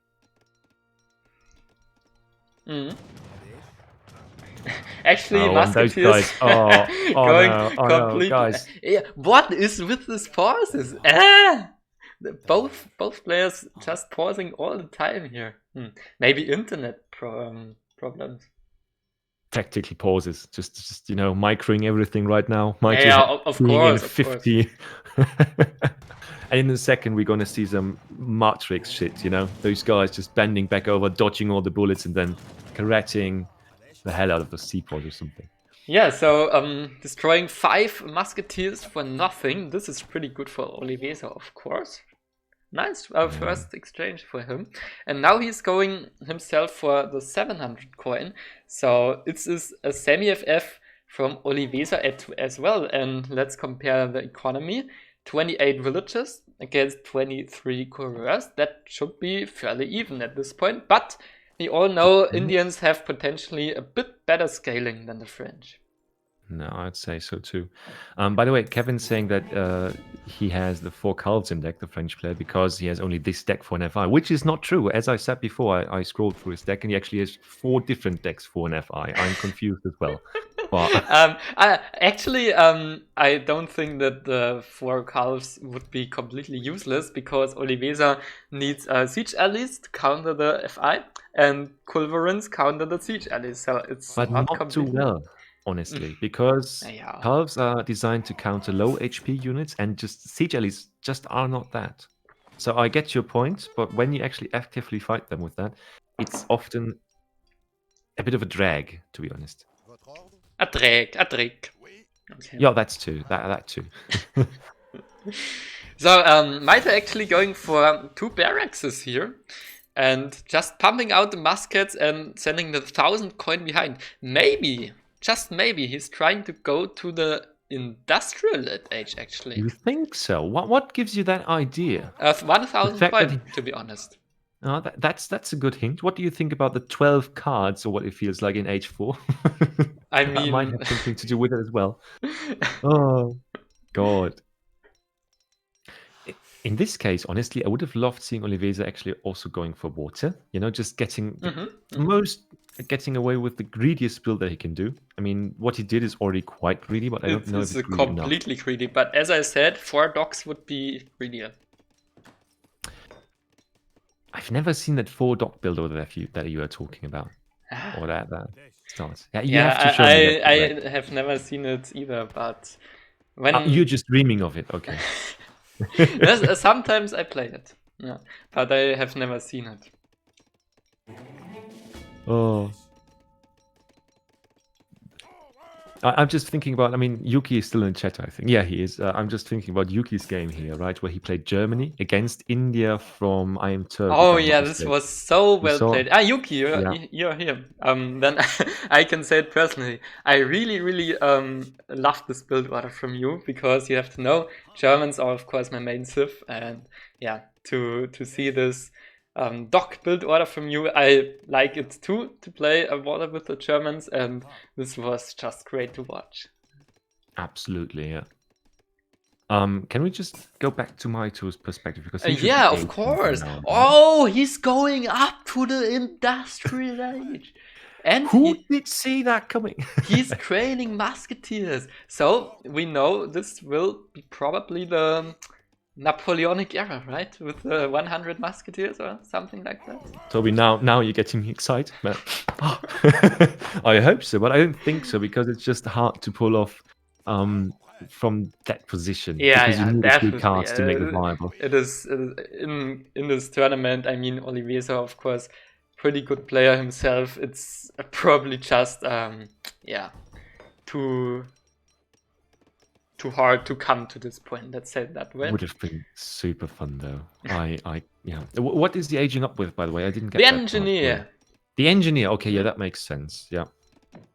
So 2 in. Yeah, that makes sense. Okay. Say musketeers. India. Well, yeah. What's India doing? India is probably just deathboarding by now, or deathboarding, just building up mass, right? I would say that. I mean, he's just chilling, just boosting his economy, and now building some military. Yeah, this is actually a no-rush talent game at this point. Yeah. And they're already 1 minute overdue. I would have loved to see the 4 dock boom, but okay. I mean, let's not dream any more of it, because yeah, we don't have it. So I think Oliveza built enough docks for his entire life in game 2, right? Now siege allies are coming out. But he's the pirate. He is the pirate. Aber just the Mahout going in there, not doing that much, but okay. Dangerous from Mitoe to wander outside his base right now with that, you know. I think a bit too early. Yeah, but it works for him, actually. And now the siege allies coming in from Oliveza, of course, a good reaction. And Mitoe sending in 14 skirmishes as his... Is this the first? No, the second, of course. Heavy cannons was the first shipment. And yeah, the skirmishes are probably just to prevent any siege allies destroying the falconets and so on. Yeah. A huge Mahout, which would be nice here. Oh yeah, that would absolutely overwhelm anything that Mitoe has at this point. But I don't think that Oliveza can easily do that. And Animus is right, by the way, in the chat, can't deathball, that they usually aren't. India is usually not the civ that goes 2 shipments and then just has 50 units on the field. Yep. That is true. But let's see how France handles this, and especially... Oh! What a dodge! Yep. He just dodged so 2 well shots. dodged. Holy cow, that was so good and so valuable. But now, yeah. Oh, okay. First Falconet going down. But yeah, siege ally. Oh, well played by Oliveza. Siege ally. Yeah, the skirms. I mean, the muskets are way too deep in there, in my opinion. Oh god. You're right. Nearly no muskets left, so if they are coming in now, no Mahouts on the way, so Mitoe is a He's bit lucky safe for here, now. but skirmish is going forward. It's looking good Ooh, for but now they're Oliveza going to here. right-click at least one siege alley, I think. Yep, okay. They should get the first one. That's good. And now Oli has to retreat. Of course. Oh, yeah. If he doesn't, the guys who were too slow, they get the axe or the cannonball in that metaphor. Holy cow! Yep. By the way, if we in 15 minutes, if we are still here and still sitting here and casting this game, which could very well be what's happening, I might just be gone for a minute or so because then actually stuff is arriving. Just so you know, just a second, but I just want to prepare you for the moment where you're all alone with that crazy gameplay that is happening here. Okay. So Mitoe just pumping out more skirmishes, more musketeers. Actually the same what Oli does, basically. Both just ignoring any cavalry at this point and going only for the infantry. Which is interesting because, of course, that mixture is better for Oliveza if there were not those two juicy heavy cannons on the field. Yeah, you're completely right. Are they any Mahouts? Yeah, they are. They are on the way. 2 Mahouts, but they need some time now. Huh? Town militia coming up as well. Those guys, if they could just a bit too early, if you ask me. They just are completely wasted. Yeah, sad. So that was not the greatest part. Toby, look at the musket numbers here. Look at the goddamn musket numbers. We don't have any muskets left. Oh, that's gonna be so strong. If he wins this game, we're actually gonna see a game 5. Holy shit. The Mahouts don't come through. The army just... No, dude, no. Own army blocking it. You damn redcoats here. You stupid redcoats.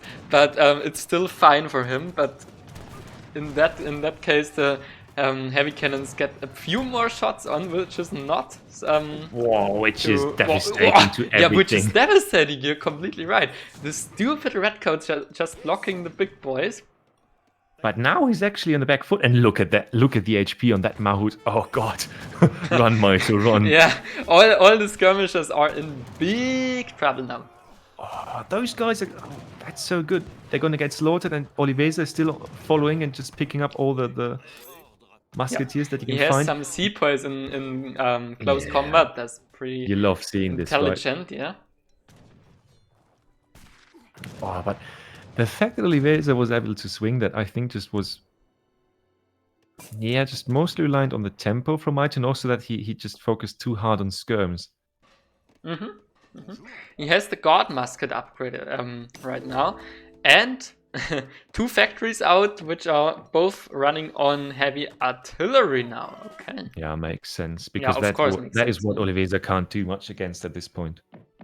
Yep, he has to train expensive siege allies from a castle, which he also has to build at first. Yeah. So it's tough, but he's constructing a second town center.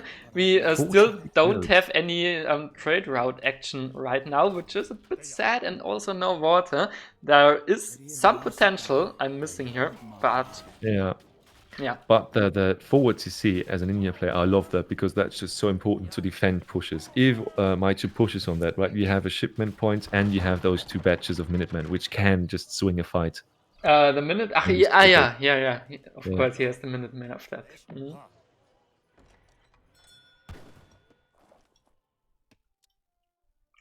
Okay, Mitoe how they get stuck in. Sorry.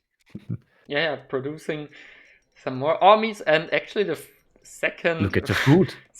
I don't know, why would you do that? Look at the hunts. Food here. There are no hunts. Gone? He has no hunts in his vicinity. There's nothing he can get easily. He is on a mill. You know what that means? Why not go in water at this point? Has a very small window right now, in my opinion. No. Because he needs to get the map back, and with that army, he's not going to get nothing. You know what I mean? So without that food, this is a dire situation here for him. Definitely. And he needs that heavy cannon. Probably, probably the downside if you do a force industrial. That you just eat shit on a map like this, yeah? Oh, but now comes the cure switch. I hope we have enough musketeers from Oliveza to defend this. Yeah, that Yeah, looks fine. there is Yeah. absolutely a huge amount of musketeers. So we have just a classic Indian sepoy Gurkha composition, which scales so well in the mid game. And now Mitoe has to create a plan how to deal with that. I mean, one heavy cannon is... Oh, he's bowling! He's playing bowling. Oh, and no, this don't. was Oliveza, half a don't strike. die like Whoa, yo. Oh, But this is that shot's still locked on. Look at that. Those guys are all half dead. Oof. Yep. I don't think the Indian monks can heal that in time, or they would be quite a bit überlastet. Dude, most certainly, man. But now, now the first siege allies are coming up. He knows he needs those. He's lucky. He's actually extremely lucky that Mitoe only got to push out one of those heavy cannons. But that is going to be interesting.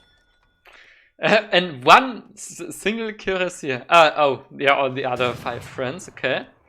But I don't know, 6 cuirassiers at this point will not do much, I think. Yeah, I don't think so either.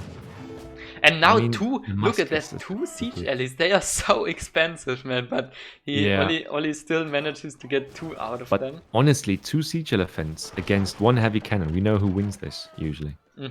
Not the heavy cannon. Even you know what's happening right now. Right now we have exactly that situation that I was describing to you earlier. You have to fight under the TC, and that's good for India with that extra, with the extra Minutemen batch and so on and so forth. Yep, there are the Minutemens, you called it, and he's going completely in right now. Is he just trying to right-click the goddamn heavy cannon, or is he just drunk on power? He is not waiting for his siege allies for some reason, but it doesn't matter at all. It just doesn't matter because his army is so strong. This units are so strong here. Look at that. He's just gonna be cleaned up. Feels like Mexican soldados, to be honest. And the problem now is that those goddamn siege allies, they are so perfect at sieging. That means that he can just go into the base of Mitoe and delete everything. Doesn't look too well for Mitoe here. You don't want to stand under that kind of... You don't want to fight under the TC unless you will know that you can take that fight. And he certainly couldn't. Wow. This guard musketeers get completely slaughtered from the Gurkhas. Yeah. Gurkhas are just insanely good skirm unit, in my opinion. Especially in German, we call them Gurken, but actually at this stage of the game, they are not Gurken at all. Gurken, for anybody who doesn't know, is literally cucumbers. And it refers to the fact that they are quite shit in H2 sometimes. Whoa! Oh, what is that shot? Half the army getting deleted by this. You can't. No. Don't throw this now, man. Don't do that to us. What was that? Half the army, just whoosh. Oh. Holy. That was brutal. Just brutal here. And now we've got Kirat in the field, and those guys are gonna... Oh, God. Oh, man. Yeah, just raiding a bit, but yeah, his base goes completely down here. Yeah, and he's actually chasing away the army there. I think he could just, go in, defend his own villages, but at the same time punish Oliver Mitoe with... I think he should just destroy the factories, and then it's... Yeah, just destroy everything here. Yeah, but those... What upgrade are we seeing right now from Mitoe? What is that? Mitoe, this is gendarmes. Oh wow, okay. God. Are you 2,000 resources in gendarmes, okay. I don't know how that's supposed to work. I mean, those are sepoys. Those guys eat cav. I don't know. Yeah, evolution, it kind of looks like it. Depends on how this fight goes right now. Oh, but he's not really getting reinforcements in, is he? And against that kind of heavy cav... Yeah, I mean... Actually, Mitoe maybe manages to clean that up. Yeah. And now, of course, there's reinforcements everywhere. Wait! Melee stance, this is... not against musketeers. It's close. No, it's close. No.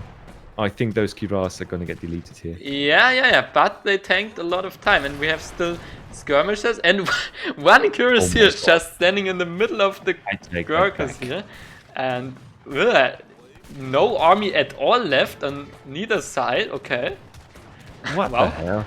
But at the same time, we've got Oliveza pushing out to the map. Oops. Yep, that's me. Okay, no problem. Actually, Mitoe has 8 cards in H4, and now he's sending a shipment from H3. I don't know about that, but yeah, probably better than 4 calves in this situation. So, makes kind of sense.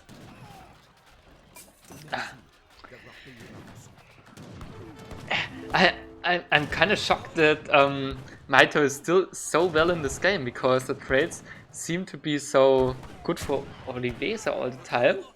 But score is still close, of course. Factory not bad at all. But Oliveza with the better scaling, he has 3 TCs running. Look at that, 66 villagers already. And yeah, Mitoe in the score lead again. Nevertheless, so pretty impressive. I don't know. I mean, all the fights are so good for Oliveza, in my opinion at least. So I don't know why Mitoe has now the score lead. But I also don't know how Oliveza managed to not produce reinforcements after that, because just 10 more musketeers would have been easily able to deal with that kind of cavalry push, I think. True. But now he has map control, and if he goes for water now, I think that's it. I think both players aren't really interesting in the water. Sad, but of course. Quite sad in my opinion, because I think both players. Imagine if Mitoe went on water here, he would have had all the resources that he needed to push through with his H4 units. This is also what I always say in my course in German League. When I cast lower league games, there you see it more often that guys go on estates and farms early, and in my opinion it's just so much better to build with this wood fishing boats. You have a boom at the same time. I don't know why go for these buildings here. For me it makes no sense. Yeah, absolutely. Can we just quickly look at Oliveza's point of view? Because Kevin just said that he has 3k coin. Is that correct? What? Yeah, 2k. but still. Yeah. Oh god. What are you doing with 2k coin? Okay, he switched it all to food. Now probably had it on coin before then, but yeah. Oof. Yeah, but look at that army. That looks good, in my opinion, for Oliveza. I don't know where all the points of France are coming from, but... Yeah, from mills and estates. True, yeah. True. Which is a bit annoying, right? Because for Oliveza, it should look much better, but he doesn't really know that, just based on points. That's true. Oh, and of course Gartex. Yeah, that's true as well, since he has 2 of those. Oh, Cav combat, of course, for Mitoe. Is he just trying to win this with accuracy only? Yeah, he's playing Muskas, basically. No, I get that, right? But can you do that against Sepoy? With Huss? With Musk? With Cuirassier, there we go. We will see it. Mate, we will see it. Can you lift the veil for a second? I just want to see how much bigger the Indian player's army is.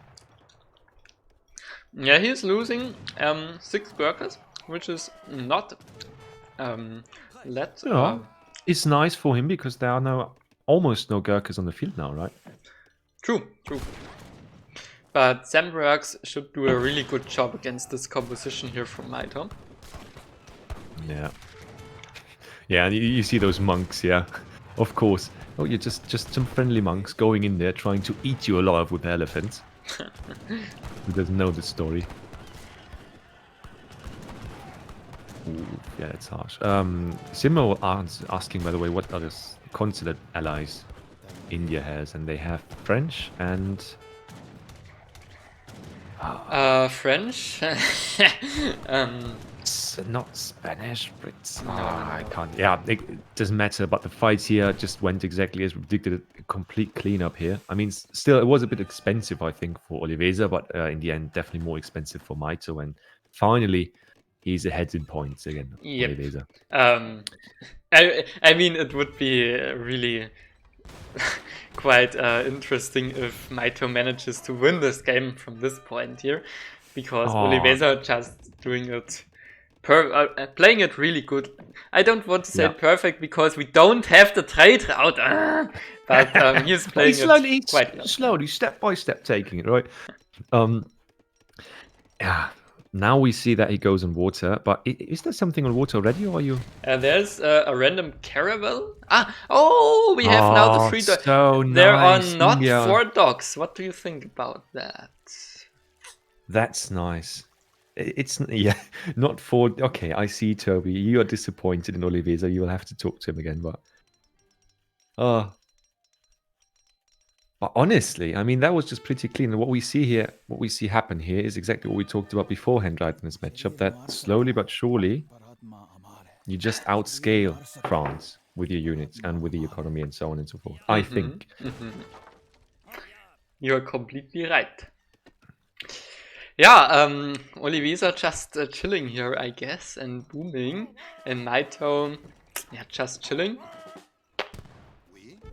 Training cuirassiers. We are in this weird situation that we have mostly in tournament games, right? Where both players know, okay, shit's about to go down, but nobody wants to, well, die in that situation. So nobody's really pushing in. Yeah, good. But I like the approach from Oliveza. He's shown that he's comfortable in water, and he's just taking it all over again. Yep. Any try from Mitoe to go on water here just gets im Keim erstickt, but I don't have any clue how to say that in English. Maybe you can help me out here. Wait, say that again. Sorry, I just spaced for a second. Any try to go in water gets im Keim erstickt.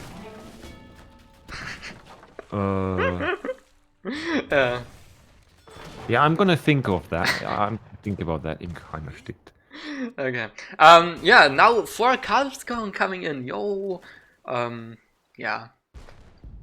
I mean, they maybe kill a boat. Yes. I mean, Oliveza, what he has done perfectly in this game, which in my opinion really stood out and won him the game most definitely, is that he managed to grab the entire map, step by step, TC by TC, fight by fight. He pushed back and made sure that Mitoe has no chance to get at any point any further than, a few meters away from his home base. And that is incredibly strong here as well. He is, by the way, on 107 villager units, so his eco might not be the worst at this point. Not too bad. Yeah. Oh god, yeah, I know one, and I just googled the translation. Basically they nipped it in the butt, which is such a weird translation from basically they kill it off before it could even start. If that makes any sense to you guys. Yeah. German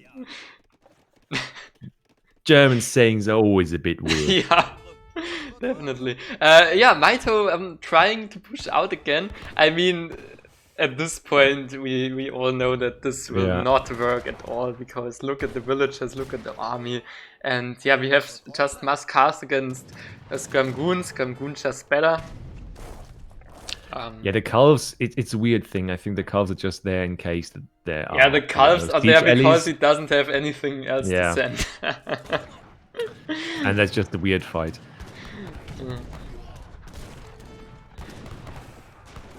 Dead on arrival, by the way, is the problem with that is you can't use that, and I'm going to tell you that story while we see this fight. No, Oliveza should just easily clean this up with the kind of master he has. Yeah. Skirmgoon now. Although I think that Zamorak suffer from the same problem, or from a similar problem than Reuters do. Now, there you go. Ah, you mean the close formations? Yeah, that's... I don't know. Yeah, you're right. Yeah, no. And now, who would have thought it? The whole army is going down for casually stacking 5,000 wood from Oli here. probably has to just change his rice paddies. Yeah. He's not too great with setting those things on the right resource. About what would you do here? That's he's still in H3. Wow. Okay. Oh yeah, I forgot about that. Easily. Okay. Yeah. But now I think he's building a wonder now, right? Up in the north or something. Please tell me that there's a wonder in the middle of the map. Just somewhere. I think it's on the crate now. Oh, thank you.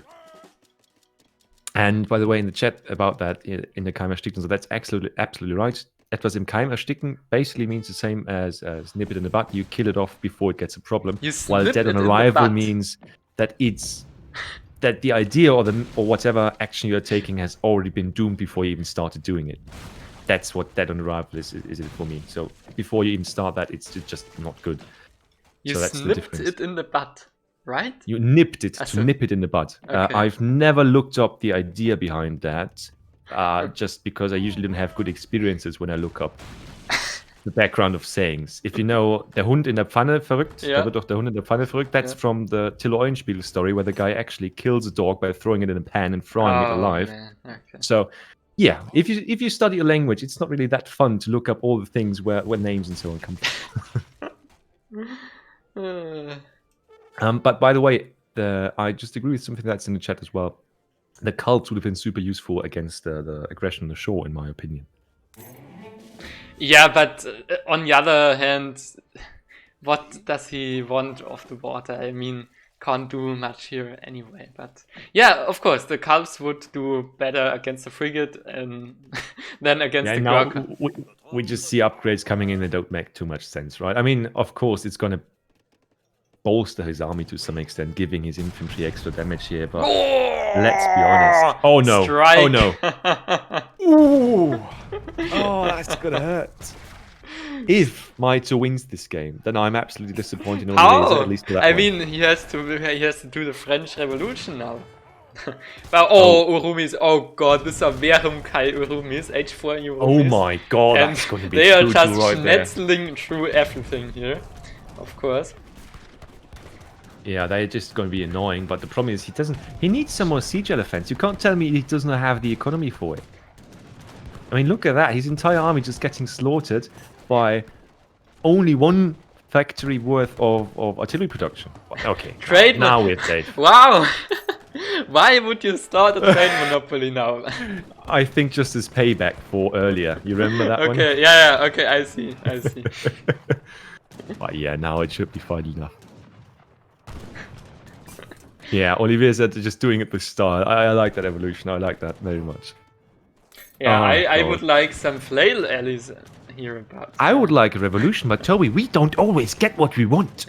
Yeah, I think as a caster we have to accept that.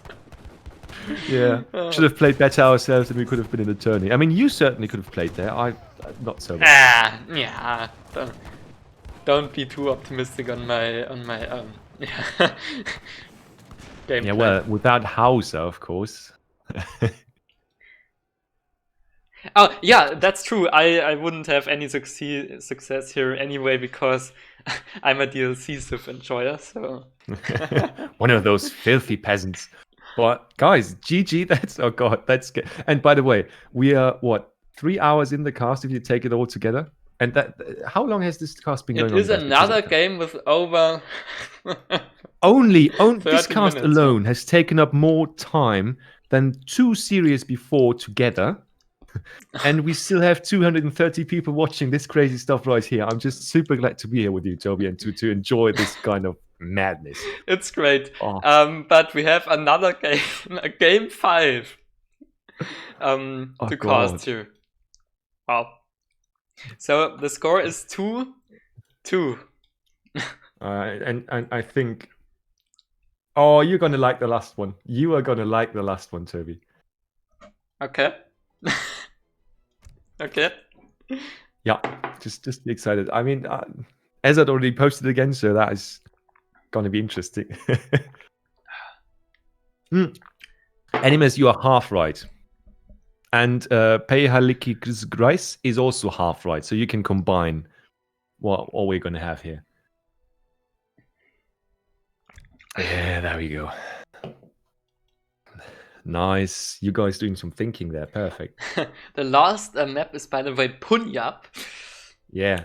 And what likes trading routes and interesting angles to raid from? Germans. Yes. Exactly. What do you guys think? Are we going to see Silk Road or not? Because Silk Road against Germany actually makes quite a lot of sense. I think Kaiser, I saw it first played by Kaiser, and he not developed, but he used it against Germany specifically to hope, I think, to keep them off the trading route, which makes a lot of sense, right? Because with that build, you can theoretically get the entire trade route before Germany gets a hold of it. Yep. That's, of course, a possibility, yeah. But yeah, I don't want to, I wouldn't do a Silk pictures. Route after 2-hour tournament. Yeah, that's a good point. Just double rakes. Oh, yeah. you can. I have to agree with you on that one. I know we have not always seen eye to eye in the chat here, but I have to agree with you on that one. I mean, I don't know who of the two is playing the Germans. Probably Mitoe. Yeah, we have to see it. But of course, Germans are a bit more complex than the Ottomans. So maybe if both players are exhausted, the Ottomans are in the advantage here. Who knows? I just hope for one thing. I just don't want to see one specific unit, and that goddamn unit is the ASAP. I don't know, but I've had enough of that one. I've seen Keister versus Optimus. I have seen where was it? Was it Frontline versus Lucas? We saw it before, yeah. Frontline against Lucas.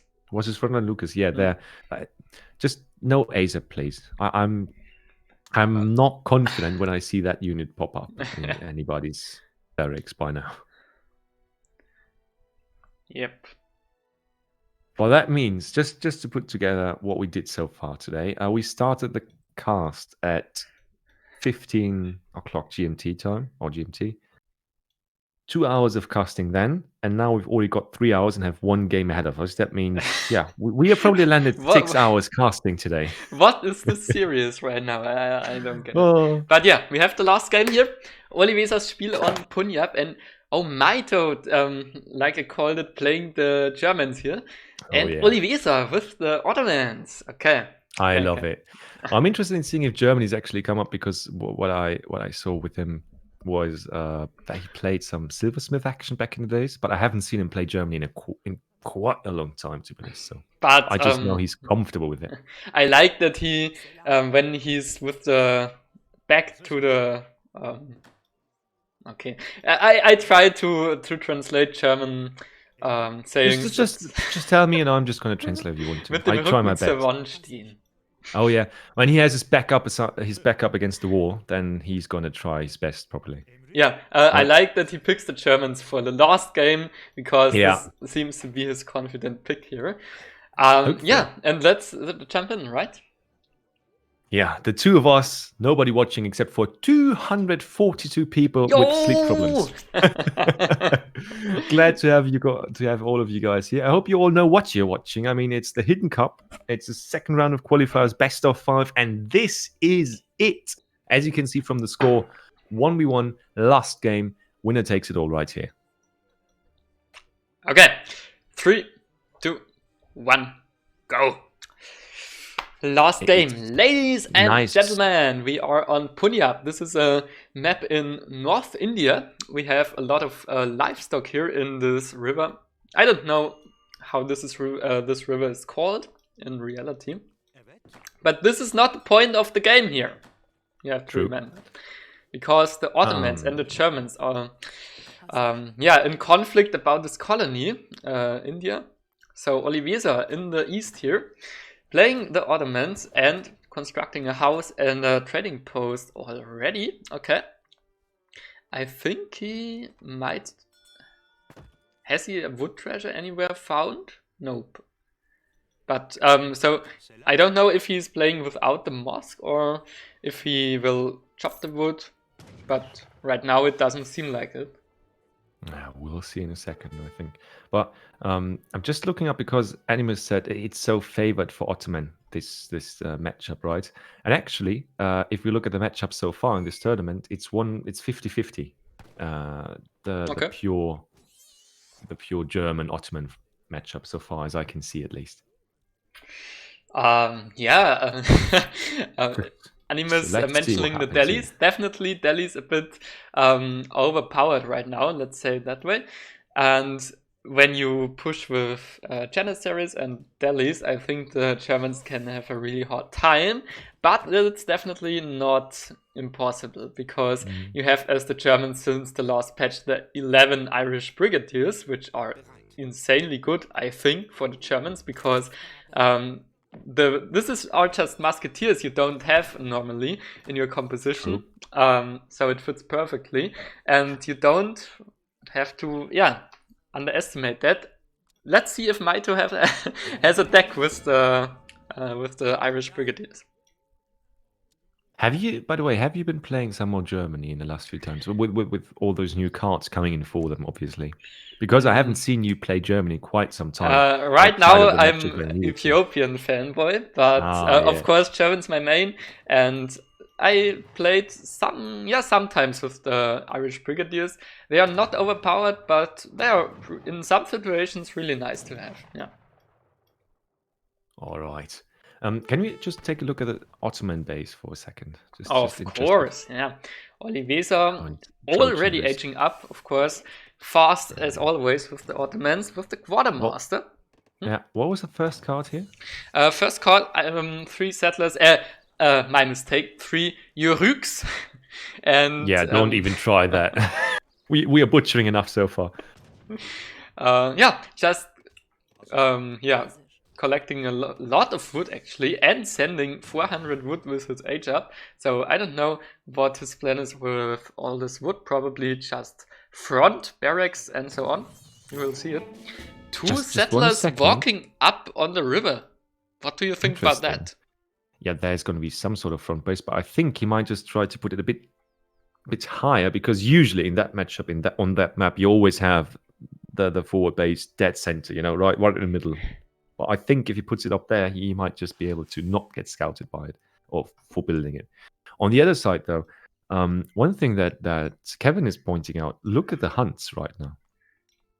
Oliveza was really lucky, if you look at that, because he has the second one in his base almost. Wow. And look at the length or the distance that Mitoe has to hurt them back at the same time. Mitoe has, not best hunts, I think. I mean, he is hunting now, but Ollie has slightly better hunts, definitely, yeah.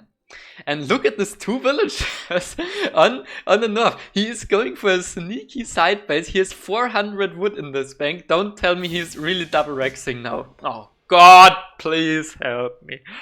Shit. Oh, my God. Double Rex Russian Germans is interesting approach. Wait, did he see that at any point? Can Mitoe see any of this? Because if he can't, then this is going to be fun.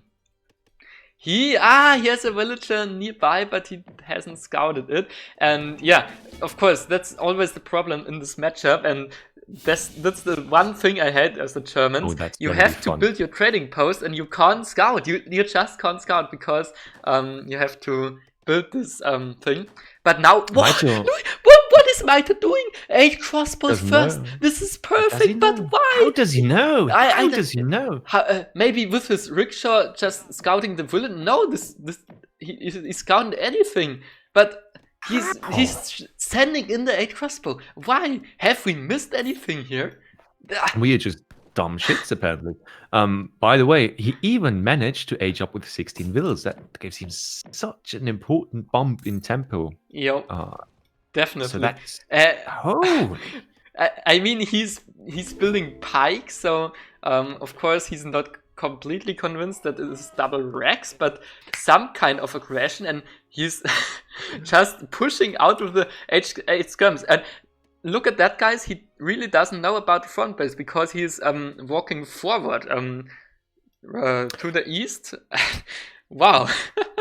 Patrick and Animus both actually pointing out good things. Either it could have been the native outpost, but I don't think so because they went on the river. but the villager might have seen the villagers from Mitoe, from Oliveza there. So the one But herding villager. why would he then Wait. push Is he in the east? pushing? He's pushing in the east with the crossbows and all Are this you stuff. crazy? That means that we will have 5 Jans in base of the German player in a second or so, with a pike bow army composition in the base of... What is this game? What? By the way, no Irish brigadiers in Mitoe's deck. Just wanted to point it out. And here they come, the Janissaries. Mitoe completely fast with reacting. This is good reaction. No, but now, don't. what he's doing, he is on the other base, but he has to retreat because, of course, the Janissaries has much more potential to siege something down, and that's a big problem because it takes 1 year to come back here, and the Janissaries can do so much damage in the meantime. Pretty good start for Ollie, I would say. What the hell is that? Are we just going to see a stomp with Gen Rush at the end of a series like this? What the hell is that even? Is that allowed? Can you cast this?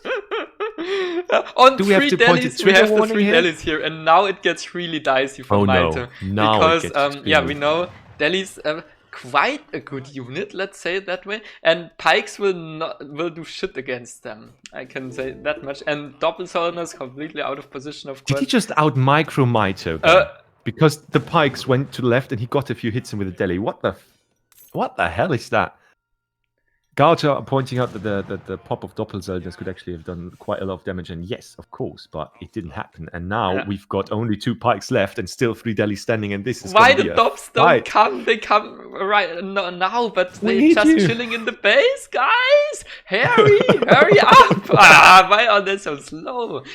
But to be honest, they don't do much against such a big mass of Janissaries. So. And he's so nice. This is and so now, hard. Now this might actually be.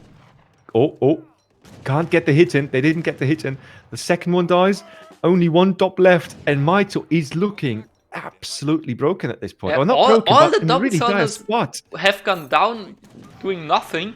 Really good micro from Ollie here. Holy shit! He's putting up a fight. That player we haven't heard about before this matchup. And now he's taking down Mitoe, it looks like. Yeah. I mean, Minutemen coming out. These guys will maybe save the day because Minutemen just such a great unit under the town center. Janissary right there. You've got a few thousand HP right there. I don't think he can easily fight this with Minutemen alone. And look at that. Delhi's still alive. The skirms are taking down. This is GG. Yeah. And five Ulans, completely bad shipment at this point, doesn't do anything. And yeah, looks really bad for Mitoe. Wow. How could you even? Yeah, I'm the only one passing. It's true. I haven't heard of Oliveza before. That's true.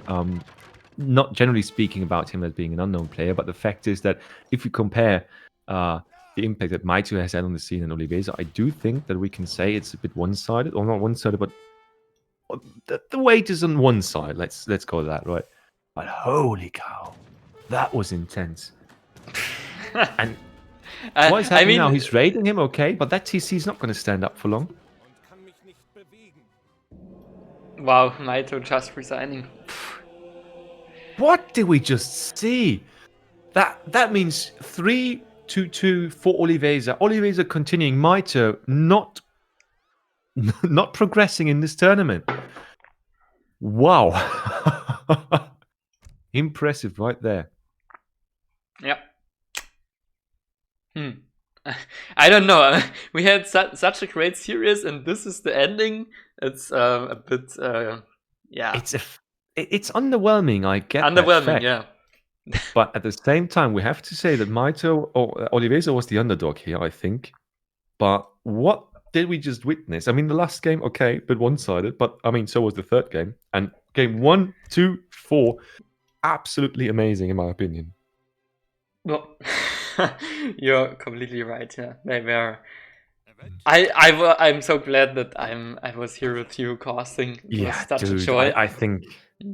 I feel like shit right now, but at the same time, I think there was no plays that would have been I would have wanted to be more on here. That was just casting, Toby, with you casting. That is always a blast. And now I'm just so glad that we could broaden our spectrum to English cast as well. I hope you guys enjoyed it as well. It was wonderful to see that cast as an ending cast as well, because just look at all the action we had. Look at the dumb games, but look at the good games that we had. I mean,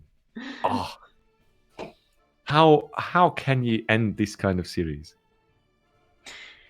Oh, wow. Yeah, I Mitoe agree in chat with you, right chat. now. This was really the best series of all in this tournament. I agree with that. It was really, really cool. Yeah. An absolute blast, yeah. And I think, right, we casted before. You casted one series on your own. I casted a series on my own. We casted one together. What do you think? Was that so far the best series we have watched in this tournament? I mean, I have casted it right now, but yeah, I would say so. Me too. Absolutely agree. And Mitoe, thanks by the way for jumping in the chat and just Harrison. What score? 3? Oh yeah, score update. Toby. Yep. Yeah, so Oliveza winning against Mitoe here and progressing into the round of 8. I would be so amazed if Oli really manages to come into the main event. I would really love to see it. Let's see how he performs against his next opponent. Yeah, but also back to Mitoe on this point. An absolute wonderful performance in those games as well. If I think about the Spain part, where we thought you were dead at some point there, because the positioning was just, or the position that you were in was quite dire. But the moment that you chose to go into that skirm cavalry march was just so perfectly timed. What can we say? Yeah. I think this was the most. Yeah, there was the most entertaining game that we've seen so far. Yep, the Spanish mirror was wonderful to cast. Yeah. And honestly, I think I never in my life want to be in the position that you were in the second game, because being on the mainland there and just being pushed into from all sides. Yeah, that was insane stuff. Yo, guys, we're done here. I would just, if a mod is present, please make it able, because we have got 189 viewers still watching. We were at 240, 250 at peak. Please make sure that we raid some of the Age of Empires 3 community here, because that is just what they deserve. Especially, Animus raiding us twice today. Harrison was there, Shake was there, Ace was there. So please. Yeah. And of course, Toby, I'd say thanks for having us here as casters. It's always a great joy to cast in this kind of scenario, but I give that back. It was really fun for me to cast this with you, and of course with you guys in the chat. Absolutely, trying to keep this active. So, okay. So glad, I wish you a nice evening, or if you live on other places in the world, have a nice day. And yeah, that's for me now. But maybe we cause another series in this tournament again. So I'm pretty sure we can't just leave on that high note, can we? Can just say, oh yeah, that's it for now. It can't get. Oh no, it can always get better, right?